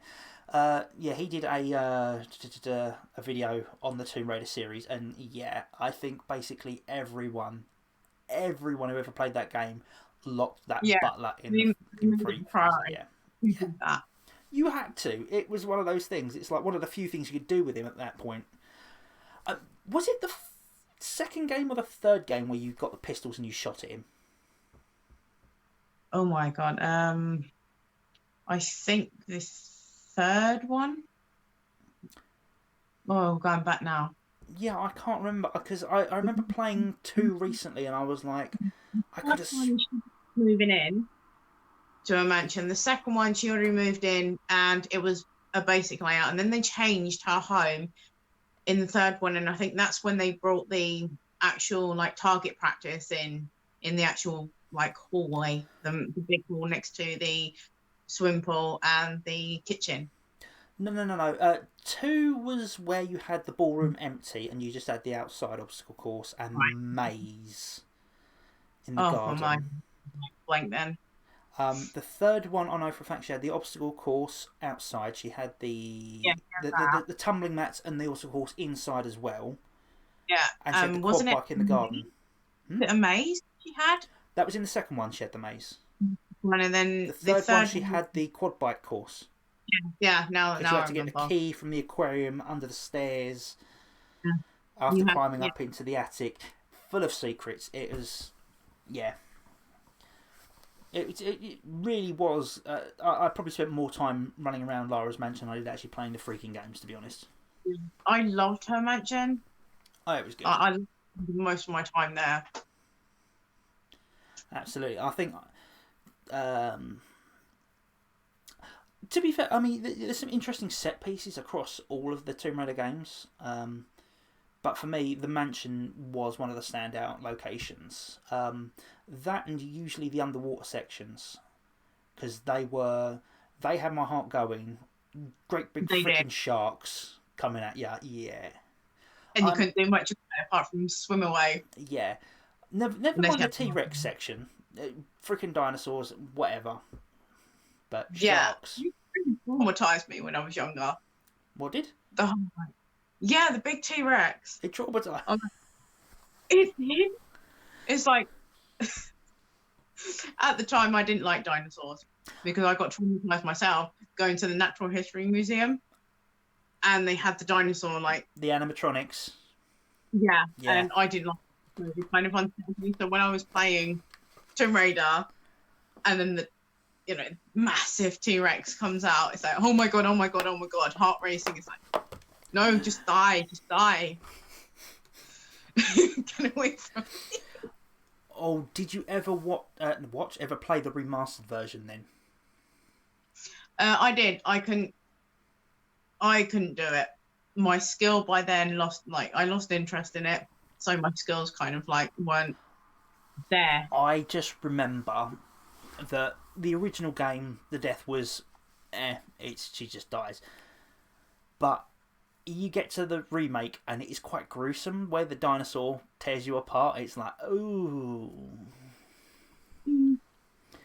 I think that laid the foundations for the more modern games, where they go right back and basically reboot her, and where they have all those gory, gruesome scenes. But then, you're not a fan of the idea of the remakes, are you? Not the remakes, the reboots. No. I kind of stopped playing the series after Legend. Oh yeah. Because for me, it was like it was losing its touch. It no longer was Tomb Raider. It was getting towards more survival games, and the latest ones, I can't even look at them because it's not the same. Like if it was its own separate game, but the fact is, it's Lara Croft. That's not the Lara Croft I grew up with. No, that's fair enough. I mean, it is a complete, reboot of the franchise. I mean, Guardian of Light, Underworld, yeah. I mean, it kind of did sort of lose. The series did kind of lose its steam, reaching up to then, and the reboot was necessary. But like you said, it's basically become. I mean, I don't know if you've ever played Far Cry. No. No. Essentially, Far Cry is a first-person shooter game that basically throws you in an open world and makes you survive. You can craft your elements and this, that, and the other. But that's what Tomb Raider became. It was no longer about exploring tombs and this, that, and the other. It was an open world action adventure game, which isn't what you want from the thing. But then, see, it reminds me of Legend of Zelda. It's like that stopped being about crawling through dungeons when it eventually became, oh no, we've got an open world to explore, and you lose a lot of the small, intricate dungeons that were created. It's the puzzle elements lost. Yeah. And I know they did an isometric co-op game for Tomb Raider. Was that Guardian of Light? Yes, it was. It was Guardian of Light. And that had some of the puzzle tomb raiding elements in it. But it just wasn't the same. It just really couldn't capture the actual proper Tomb Raider feel. Yeah. I mean, there was a few elements of typical video game, I'll go find key, I'll go push button. But at the same time, it was done in a way that it was less sci-fi sort of going around ticking with the boxes. It felt like you were trying to work things out, and it's like, oh, actually that controls this and this goes there, and it wasn't just running around shooting. You had to think about things, remember the maps, and remember where all the traps are and everything as well. Because dying was something I remember doing a lot of in the Tomb Raider games. Yes, I think we all did. The pungy pits and the big spikes coming at you and the arrows in the walls. It was done on purpose. Well, I know for me it was. It's like, what does she look like going on a spike? I just want to hear her scream. Okay, can we just clarify? You're one of those people that basically put the Sims in the swimming pool and took away the ladder, aren't you? Yeah, or like closing them in, let them starve to death. Fire, yeah. Put them in a dodgy oven and let them burn to death, yeah? Yeah. Okay. Just so we're clear with who we're dealing with here. Yeah. I'm a different person. Oh dear. Yeah, I mean, definitely the game, the Tomb Raider games, they definitely improved looks-wise as time went on. The graphics greatly ramped up. I mean, these days, if you've got a beefy enough PC, it renders every single strand of hair on her freaking head. It's ridiculous. I do like that, but again, that doesn't sell it for me. Style over substance does not sell video games. I still point out the fact that I'm quite happily playing a retro 2D game. I will play, what is it? New Super Mario Brothers. 2D side scrolling, no problem. It's, over some modern day AAA action adventure game. It's just, it really is a lot of, the core gameplay needs to be there. And that's what they lost sight of, wasn't it? I agree, yeah. I mean, I do. I personally think that Tomb Raider was more of a puzzle action game rather than action adventure, and that's where.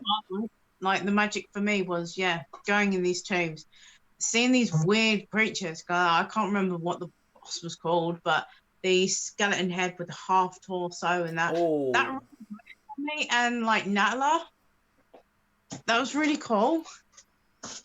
No, absolutely. I mean, you sort of think back to a lot of these games, and it's sort of like the weird sort of.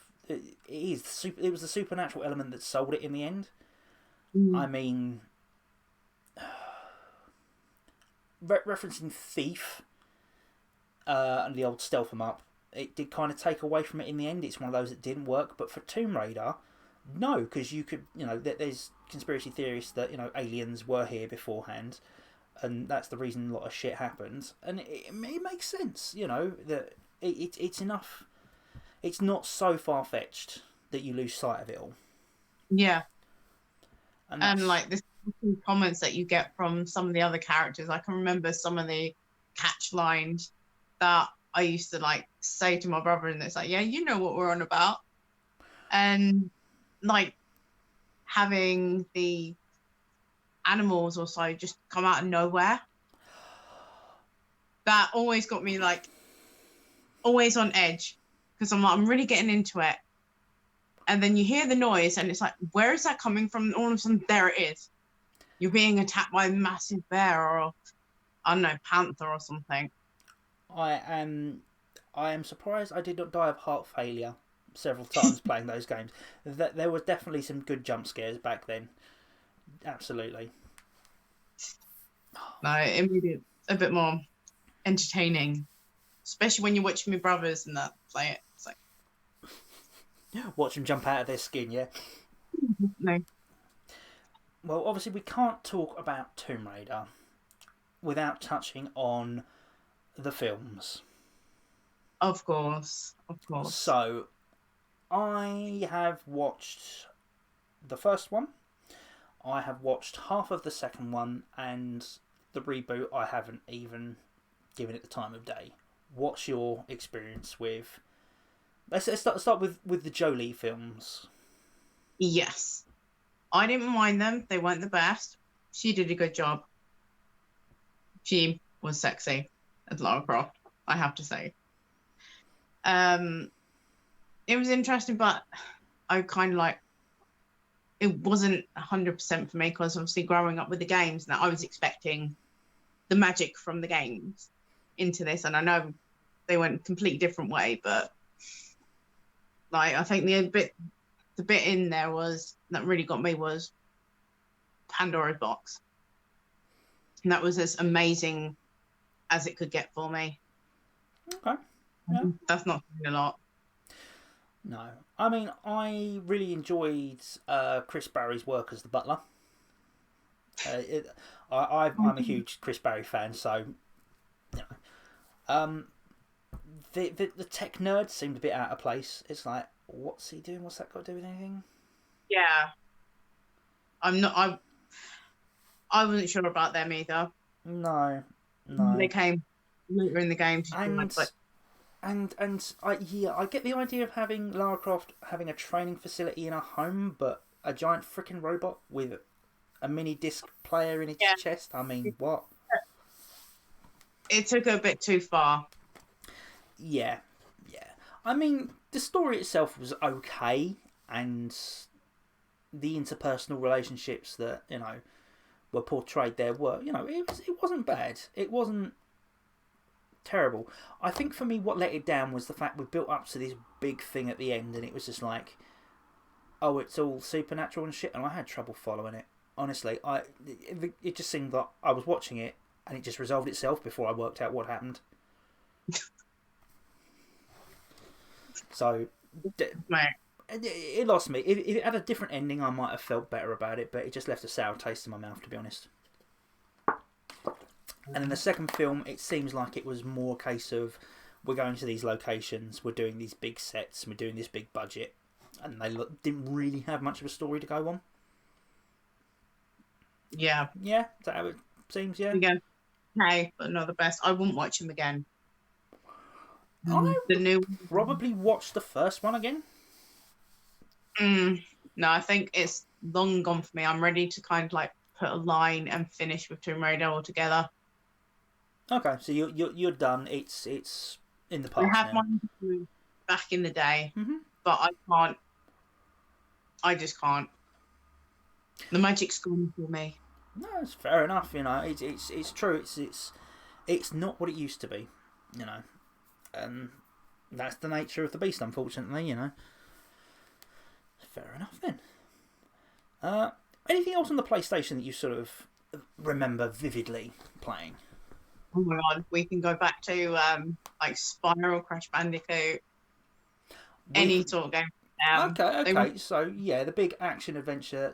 See, there's a great divide between people who like these action platformer games. There's the people that had the PlayStation and will always rant and rave about Spyro and Crash Bandicoot, and those are the people who had the N64 and will always talk about Super Mario 64 and Banjo Kazooie. Yeah, I'm on the other side. You're on the PlayStation side of things. So a lot of people have missed out on this. I mean, yes, they have remastered both games recently. Which one do you want to start with? I'd like to talk about Medieval, actually, because that one just came to mind. I know. Shocking. You know me. Yeah, that's okay. Completely unexpected this one. So Medieval, life's a bitch and then you die, I think was the tagline. And then and then death's a bitch. That was I think was the follow up. I remember seeing adverts for Medieval, seeing a skeleton in a big suit of armor, and Oh, brilliant. Dan, I think his name was. okay, I got very much Ghouls and Ghosts vibes. Do you remember Ghouls and Ghosts? Yeah. Yeah, I do. That was basically what it was, a 3D Ghouls and Ghosts. You run around hack and slash monsters. Is that pretty much it? Yeah, pretty much, yeah. Okay, fair enough. It was interesting. Dan was so funny. What it was, like, he didn't really talk because he was only like half a skull. He lost his bottom jaw, yeah. So I suppose that helps if you didn't have any lines of dialogue. Helps save space on the disc, but Oh yeah, but it was enjoyable, and I know that it's quite a few people agree. no, I mean, I don't know whether they actually did make the remake. There was a lot of talk about it, and there was a lot of things in process. Medieval. Yes, I do believe they did do the remake. I don't think it was too well received, but yes, they did do the remaster in 2019 on the PS4, apparently. So there you go. That I have a look into because that was one of my favorite games as well. Now here's the thing. Did you ever play Medieval 2? Yeah, Medieval 2 was better for me. Okay. Because, again, I told you earlier about London. It has London and it has Jack the Ripper. Yeah, Jack the Ripper is always something to I'm very gory and I like that sort of thing. So it was like interesting to see it in the game. And being so young, that's why I was like, ooh, let's be like bad. And let's have a look. I'm just having a quick look, and apparently they did a reimagining of Medieval on the PSP in 2005 as well, which obviously being on handheld exclusive, not many people played, but okay. So Medieval 2, was that sort of It was better for me. It was better. It was better. No, it's like what I was discussing with Tomb Raider, where they've taken the original base game and they've got the idea, but now they've had the concept, now they can build on it and make it better. And that's where the real game starts to play. So if there was to be a game to play, it would be 2, not 1, yeah? Yeah. Okay. Fair enough. It's, it's... I can't help but look at that game and think of Gauntlet Legends. I don't know if you've ever played that? I haven't played it, no. You've never played Gauntlet? Okay. So Gauntlet, back in the day, was the first really big multiplayer arcade game. Top down, you explored the dungeon, you picked like a Dungeons and Dragons style character, and you basically used their abilities to get through the dungeons. Legends was PS2, I want to say. No, I think it was the PlayStation, and it was the updated version, so it is sort of isometric, but not quite, more 3D. And you sort of cooperatively ran around and just basically killed a load of monsters. I mean, was the Jack the Ripper installment make any major difference into the story, or was it really kind of nothing? Another realm that you had to go in, if you like. Okay.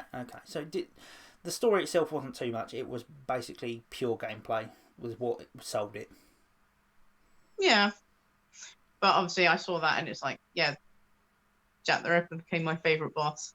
Like, yes, I played that level over and over again, so I know the whole level, all the secrets and everything. There Because is I'm weird, like definitely I would. something to be said. I mean, you know, we've touched upon Assassin's Creed Syndicate, which was set around the same sort of time, wasn't it? Mm-hmm. And I'm trying to think. I literally had something in my mind there, but it's that sort of time period that has this real strong appeal. I know for me, Nightmare Creatures Nightmare was, Creature, yes. yes, see, that sort of Victorian London has a sort of real strong appeal for both of us, I think. So, Yeah. I don't know. I can't exactly explain the attraction to it, but it's just, it's different. I think it's because we've grown up around what we have now, and it's very, very different. So it would have been nice to see what it looked like before. And obviously, these games allow you to do that.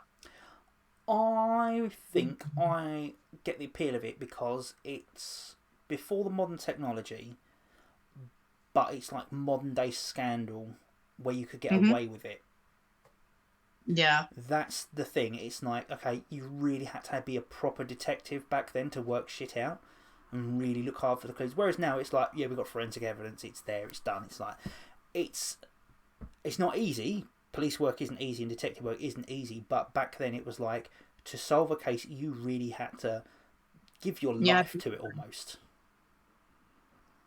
I think that was, you know, the fact that, you know, a lot of things happened and nothing was ever solved, and corrupt police work and this, that, and the other, and it's like definitely a different realm to explore there.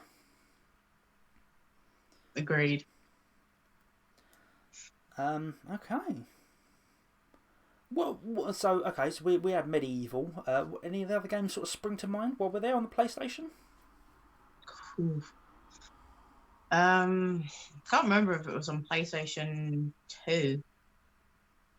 I think Primal. Yeah, that one's Primal. that one just popped up at me. Okay, Primal. There's lots of these games that I've never bothered to play, so you know. No, Primal was interesting. So I think that one was PlayStation 2. I do believe it was, but I should have a quick. Yeah, PlayStation 2. So we've jumped up to the PS2 now. Go on then. Yeah, sorry, going No, back no, and no, forth it's here. fine. Action adventure horror game. Okay. Talk to me and explain to me Primal, because I've seen bits of it here and there. Right.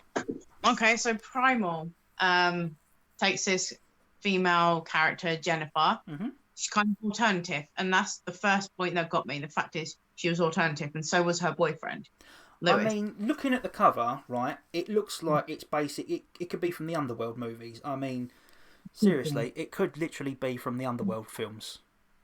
So that was a massive grab for me. And then when I started playing it, the story that goes along with it. The fact is, you take this girl, ends up in a coma because some other beast comes from a different realm, and basically steals her boyfriend, Okay. makes it, puts them both in like comas, and then they Okay. go into this pod, and there's this little like gargoyle, Screw. He was so cute. But he is like your guardian throughout. So he guides you. He's your guide. Okay. So she gets these amazing like vam braces, and over like the different realms, she acquires a new power of transformation. So you got like the feral one, the underwater one, the dead, so vampire sort of thing, and then like the animalistic one, where she actually looks like an animal.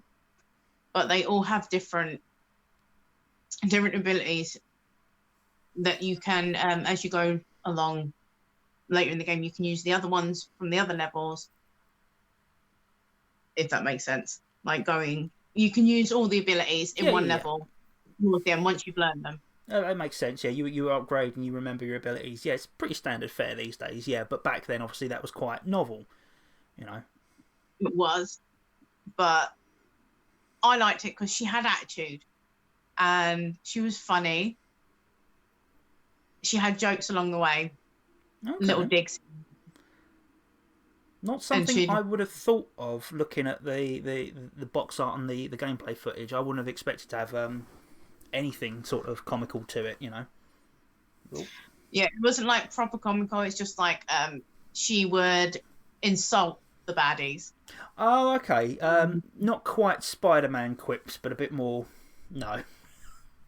No, but again, it goes with the whole like London sort of thing because there's this level, the vampire one, where it's not exactly based in London.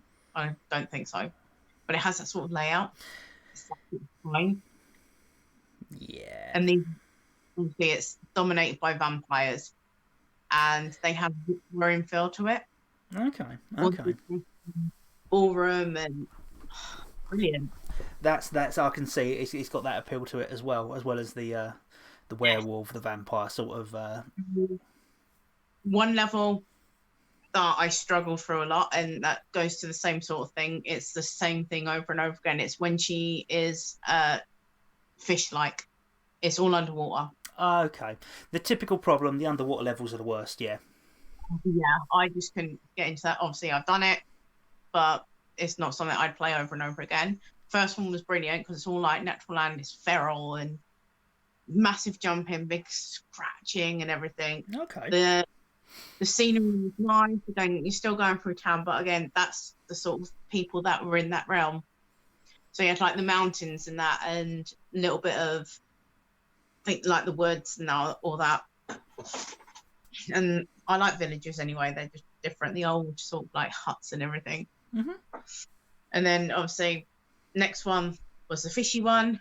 Everything was underwater. It got boring, although it did obviously play a part.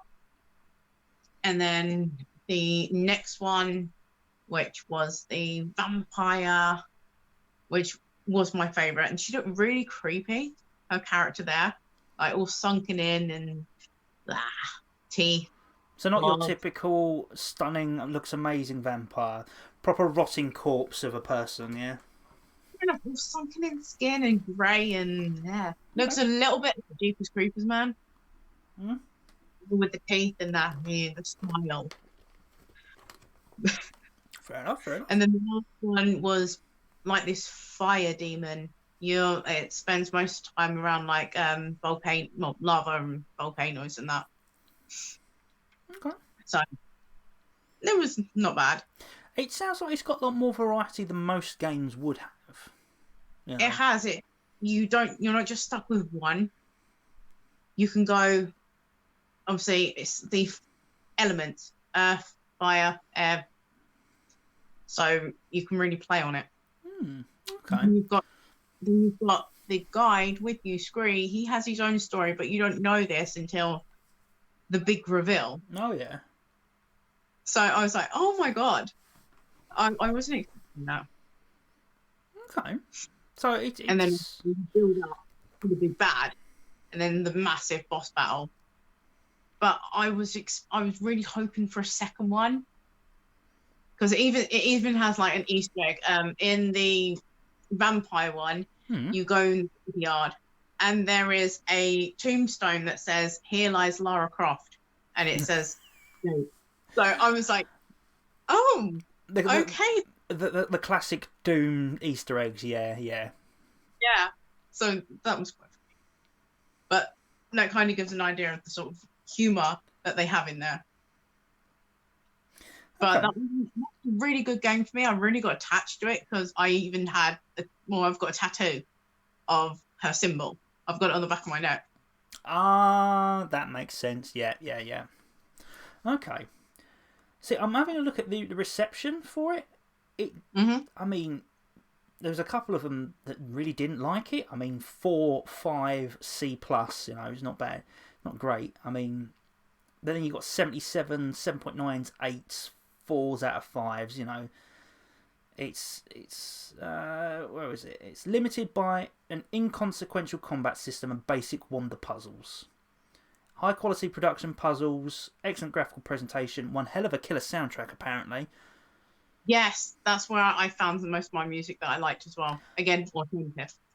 Okay, so it's good for that. Good idea, good thing. Just basically, for some reason, the gameplay didn't grab most of the critics. No, again, each their own. For me, personally, I enjoyed it thoroughly. I mean, again, you were sort of more worried about the story it told more than the actual gameplay elements, weren't you? So that's where you differed, where they're looking for what's. I'm a different sort of gamer. Yeah, exactly, you know. And this is it. I mean, I like to break down that idea of what is a gamer. You know, some people get their right knickers in a twist about the fact that, oh no, you're playing Animal Crossing or Pokemon, and that's not a gamer. Yes, if I you know, play. like all the online games that I do like. It still means you're a gamer. It's just a different type of game. You're still Yeah, playing something. I know it's not exactly. everyone's taste, but we exist. You know, we enjoy these things. Exactly. So, Primal obviously makes me think of something looking at that cover. We talk about Underworld, we talk about vampires, we talk about werewolves. Come on, how can we have not touched on Vampire the Masquerade? I know, like PC. Like I'm actually, because I have my PC. Mm-hmm. I'm looking for the game. I have it here somewhere. It's in a box. I got a lot of boxes to go through still, but it's here somewhere. Mm-hmm. I'm bursting to get back into it. It's like so bad that I've actually started taking pieces from that and putting in some of my active role plays that I'm doing now. I miss it so much. I mean, You know, obviously, it doesn't help that obviously we do a role play session using the World of Darkness. We're basically running Werewolf the Apocalypse. But yeah, no, it's such an immersive little world. It's an amazing setting to be playing with. But that game itself was. It links back to what we were talking about earlier. It's a game with consequences to your actions, and you make the decisions. yeah. And then you've got the blood and gore and the vampires anyway with it, so that adds to it. Yes, it's your aesthetic, isn't it? It really is. Yeah, I didn't think I'd enjoy it when I didn't even know what it was when we actually got it. I think my brothers got it, Mm-hmm. and I had a look at the gameplay on YouTube, and I'm like, that's pretty good actually. So started it got me from the moment it started with the whole cutscene, and then the whole execution of when it comes to it's like, right, now you've got my attention, and then you get to choose the clan that you're in, male, female. It's just like the possibilities, how many times I can play that game, different clans, male, female, if whatever, they all have their own different stories, like especially if you're like playing the Nosferatus, completely different. They don't actually cross over because they're based underground. Yeah. So you see a completely different side of it. It is. It's quite an amazing thing. One of the things that really disappointed me was the fact that I never spec'd into combat when I first played it. I was like, okay, I'm being a vampire, I'm being charming, I'm going to talk my way through everything. And then you're railroaded into actual combat. It's like, oh, again with the combat, really? That's the only thing that let it down for me personally. I wanted the true roleplay experience of I've spec'd into being charming, I've stepped into sexual attraction, I don't want to be fighting these people, can I just talk my way through it? But it's I think it was expected, especially of a lot of games. I don't know whether it was forced upon it to be the action based and doing the combat, but it's a fantastic game. Can see why so many people love it. The fact that finally they're getting a sequel, hopefully decent. Yes, hopefully. Like I'm really putting my head down for that.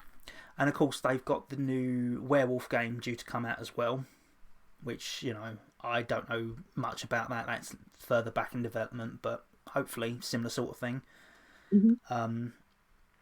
And of course, then they've done the text-based adventures, which I talked to you about the other day. Mm-hmm. So they're quite interesting. What I will say though is that in terms of that, Fallout 3 and Fallout New Vegas are two games that I feel are the closest to Vampire the Masquerade Bloodlines. Really? Yes. Okay.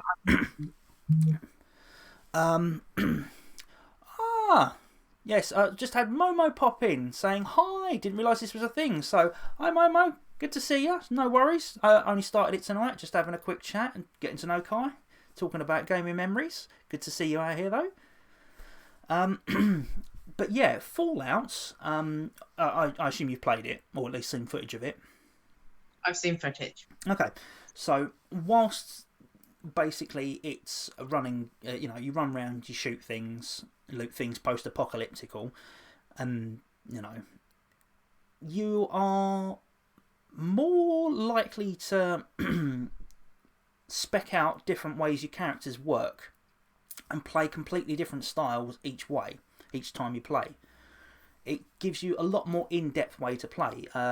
So there are a lot of skill checks where you can talk your way through things, so you don't have to end up in a fight. And you can charm people, and you can, it's persuade people. It gives you a lot of options, different ways to complete objectives. It does. So, but if you're coming with me, I like the combat. This is the so thing. I will encourage that. Yeah, no, and of course with the gunplay, it's completely different to obviously where you would do it in Vampire the Masquerade. It's where it's more hands-on melee combat. Less gunplay, and Fallout is all basically gunplay. I think there's a very sort of strong, there's a lot of parallels to draw between the two games, in my opinion. Okay. So, that's all right, Momo. We're literally just exploring and gaming memories. You don't have to play a lot of games to enjoy, yeah, I'm that much of a gamer. Yeah, so, no, this is it. I mean, like I was saying earlier that you've missed. Kai here, he's more interested in the story than the actual gameplay itself. So that's the big draw for him,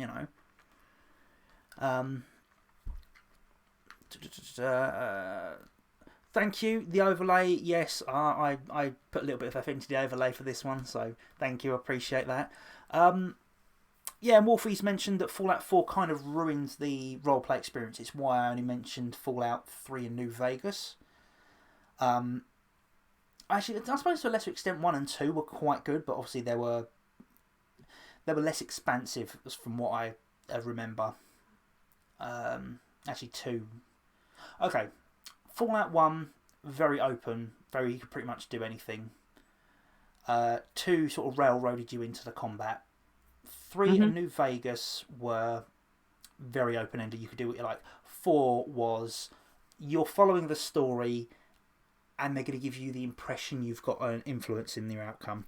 So, yeah, Fallout 4, not so good in that respect, but, 3 and New Vegas, very good, and yeah, they've got Vampire the Masquerade to really thank for it, because that was really, really...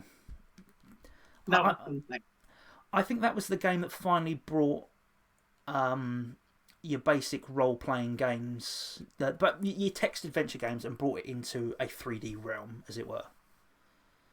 So, it's solid game for me. Yeah, me too. I'm just thinking, I suddenly got in my head, it's America McGee's Alice. Yes. Yes, we won the first one. That one's always going to be my favourite. Yeah, I have to say, the second one was an amazing game, but it did not touch my heart the way the first one did.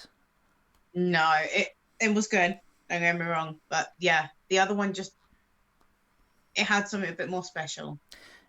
I mean, put it this way, if you take America McGee's Alice as a standalone title and strip away the story and the setting and all that, and just look at the pure gameplay mechanics, it's a bit shit.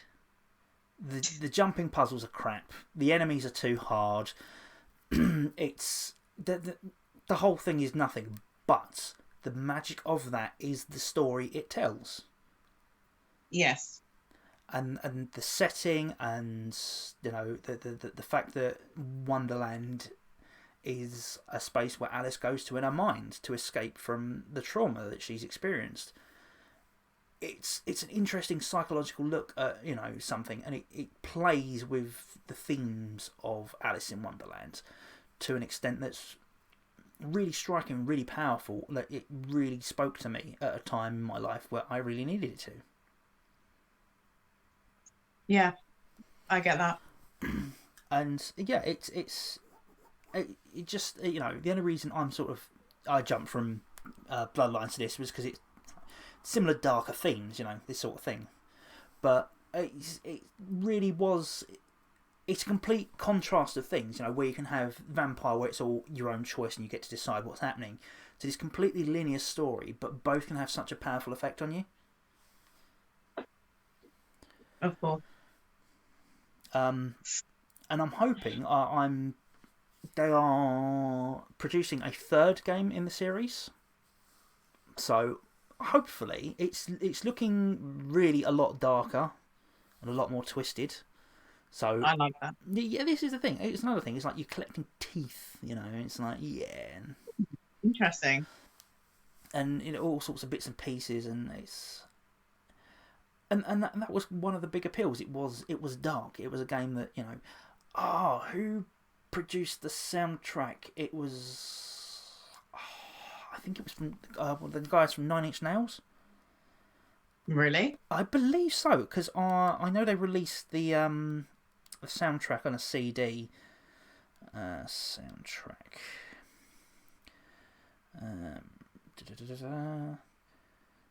Come on, where are you? Producer, platforms, releases. No. Music. Performed by Chris Vrenna. Yeah, played drums for 9 Inch Nails. And was also the keyboardist and drummer for Marilyn Manson as well. So yeah, he was responsible for those creepy, haunting soundtracks of American McGee's Alice. And that's why it sounds so good then. Yeah, exactly. It was proper soundtrack. Really sort of. Just getting goosebumps. I'm getting goosebumps just thinking about that. I don't know if I can see, but no, can't really see it. But yeah, I'm getting goosebumps thinking about that soundtrack. It was that good. Anyway, speaking of soundtracks, I know we spoke about Primal influencing your music taste. How about Tony Hawk's? Yes, that is where I basically discovered most of my music. A lot of people will say that. I think I can't remember who did the video recently. I think it was DJ Slope. He did a series of videos where what games influenced people musically, and Tony Hawk's is the one. It's a huge game. You discovered so many bands through that. It's ridiculous. Underground 2 had the better soundtrack. That's when I was like, okay, I like this song. You know what? I'm just going to download the soundtrack. Yeah, it's. I know. I think 4 was the first game that I really got into. I couldn't tell you which soundtrack was the best though, because so many other songs overlapped, and it's just a mishmash for me. It's really difficult to pin down, which one had the best soundtrack. But it really was, there was so many different bands that I discovered through it. It's I do, obviously you get to the PlayStation 2 and you had Underground, American Wasteland. No, that was after. No, American Wasteland. So you had Tony Hawk's Underground, then Tony Hawk's Underground 2. There was Pro Skaters as well. Yeah, Tony Hawk's Pro Skater 1, 2, 3, 4.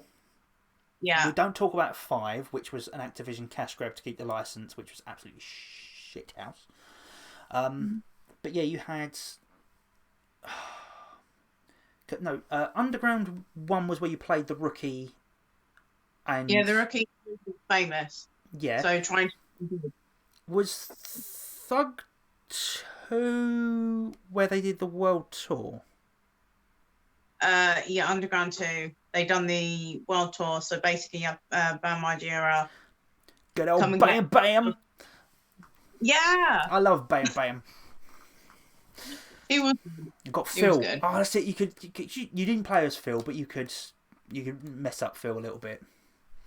Yeah, Yeah. you And could then play. I've forgotten like what Little Man, the Wee Man. wee man. That's the Wee Man. one. Yeah.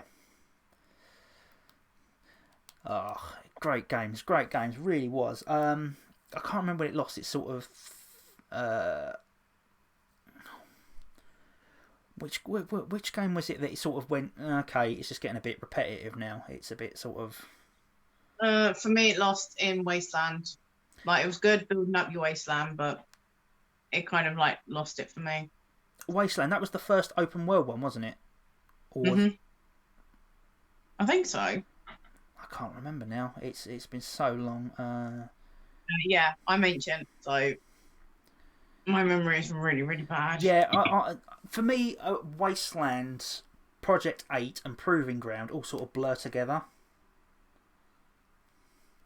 I don't know. Proving Ground I hated because it was just like, ugh, really. It's tried to be Skate, the other skating game, and that one annoyed me. Project 8 was okay, not so great. American Wasteland was okay. I didn't mind it. It still had a little bit of flair from the previous games, but it wasn't any Thug 2. For me, like, Thug 2 was.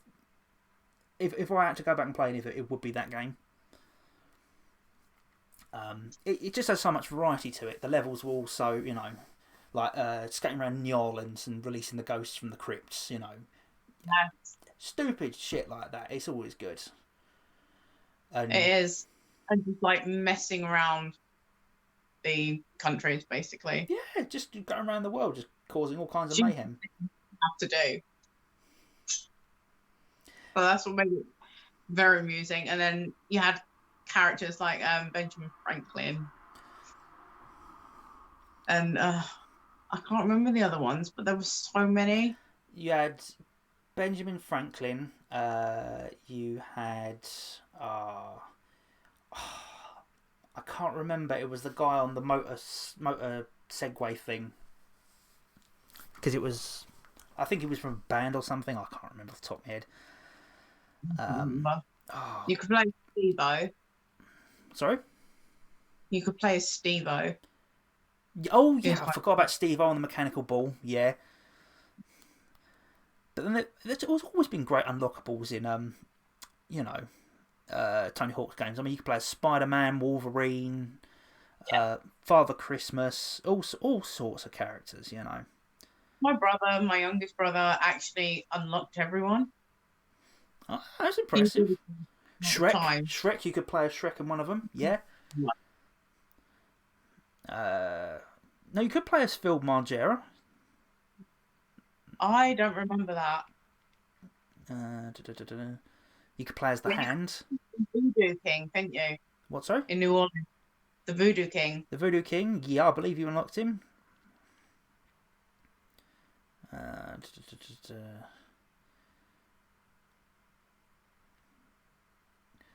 Yeah, all sorts of things. But yeah, no, there's a whole host of unlockable characters in all the Tony Hawk's games, and it's really good. It really was one of the standout games of like 2 generations of consoles.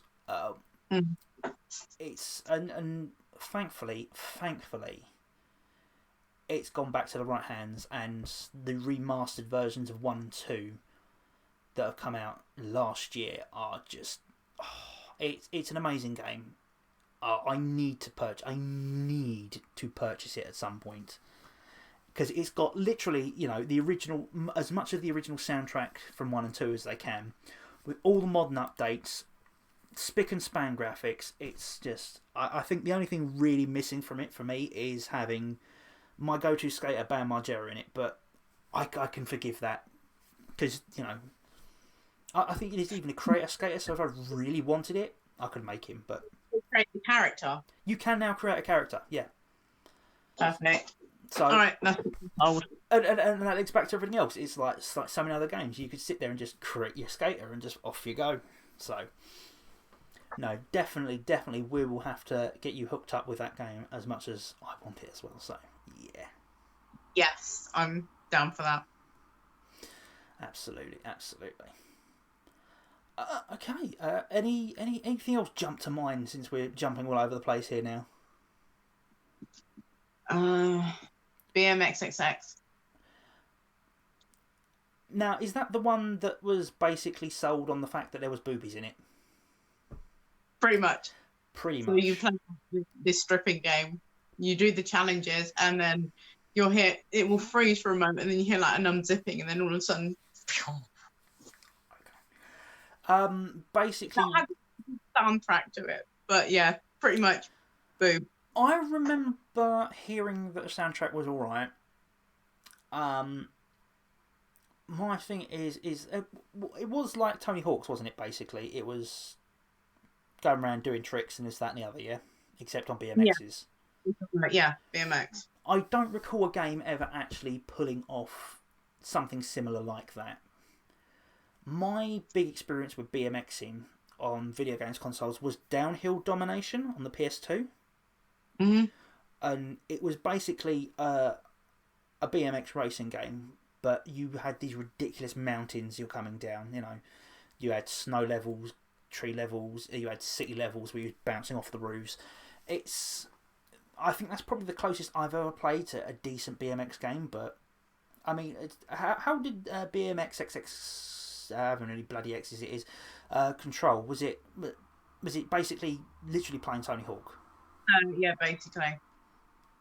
Fair enough then. You know, it's pretty simple. It was just standard. It was a cash in, basically. It was a cash in. So they got the idea. They're appealing to the teenage market. Get some boobies on it. Boom, you sold it. That's it. That's fair enough. Fair enough. I'm trying to think of the other games that did that, and there was like loads of snowboarding games as well, but nothing touched SSX. Yeah, again, you really like. Yeah, I mean, we are going back like 20 odd years. 10, 20 years back in history. I mean, go back to the PlayStation, it's 25 years now. That thing released in 95, 96. Ooh. Yeah, exactly. Yeah.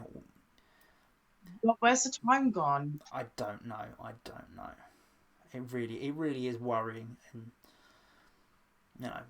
yeah, Momo remembers playing some SSX, so, it's... Well, at least we know that we have a whole entire year that was invalid, so that's one thing less to worry about. Because, yeah, last year didn't happen for me. No, we're ignoring that one. There was a game that sold a boobies DLC, The Saboteur, I think. I remember this, right? Yes, no. Okay, so The Saboteur was set in World War II. You played as, I can't remember whether it's French resistance or British resistance, but basically, yeah, you helped the resistance and you were sabotaging the Nazi productions and things. And if I remember rightly, part of that was it. You can access and own a brothel or a strip club, but if you pay the DLC, the girls had their tits out. But if you didn't pay for the DLC, they were all covered up. Interesting. I mean, like in GTA, they just gave it to you. But it seemed that was madness. Saboteur. Actually, that's something. Grand Theft Auto, they really had to, tone down their nudity. Which, of everything that happens, in those games, you'd think boobies, pixelated boobies with released them. But of course, it was that hot coffee mod that was the issue, wasn't it? Remind me. Okay, so Grand Theft Auto San Andreas, yeah? Basically, they originally wanted to program a sex minigame. So remember when you took the girls out on dates, you took them back, and then they had sex behind the, Yeah. I remember now. But I remember obviously, coming there in. was a built-in mini game. You push the quick time things, and these two fully clothed models banging. Like my brother showed me that one. There was like a kinky scene in Oh, there. no. See, that was still in the game where they got the Was it? yeah, they got the politician and they got the dominatrix. Oh my god. Oh, that's right. Because you dressed up as the gimp. That was it. Yeah, yeah. I think that's why that sticks out for me most than anything else. I mean, yeah, but no, the hot coffee mod was like, it was a mini game where they were actually having sex in the thing. I mean, you couldn't see anything because I didn't program it that far. It wasn't meant to be found. The point was the mod unlocked it and you could put it back in the game. But because they didn't tell the ratings board that it was there, then they got in trouble. They had to reclassify it and all kinds of nuisance. So ever since then, they toned everything back. So where female nudity was fine originally, they cut it right back. I mean, what was it? There was boobs out in one of the strip clubs, and in the next game, they were covered up. And it's like, okay, fine, whatever. But give them credit where credit's due. GTA 4, The Lost and the Damned, we got to see old man Schlong flopping about. So, As you do.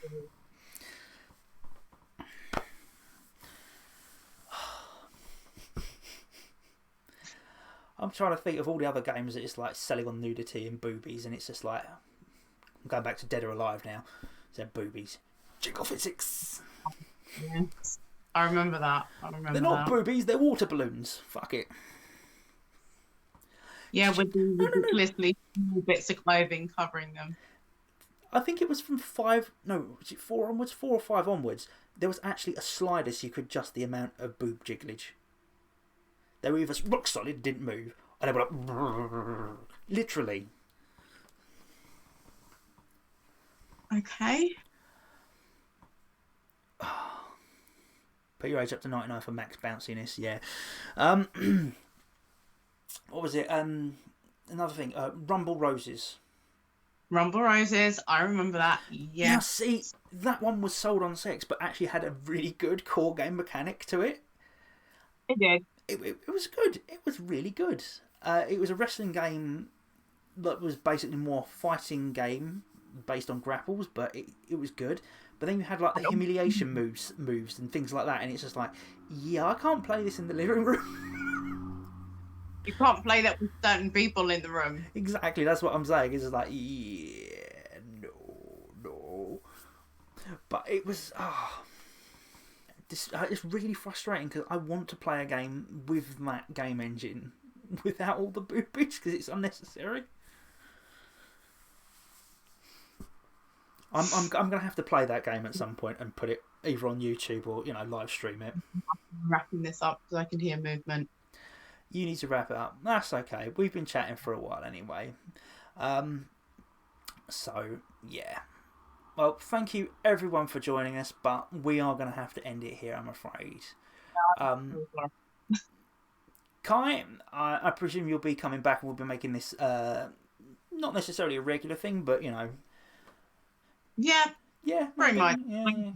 Kind of enjoyed it, and we'll be talking about different things to play. So, thank you for joining us, Wolfie. Thank you for joining us, Momo. You take care. Good night, everyone. Say goodbye to the lovely people, Kai. See you later, or next time, or whenever you can come see us. Thank you for joining us. Take care, and good night. And I've got to find the button for the end stream.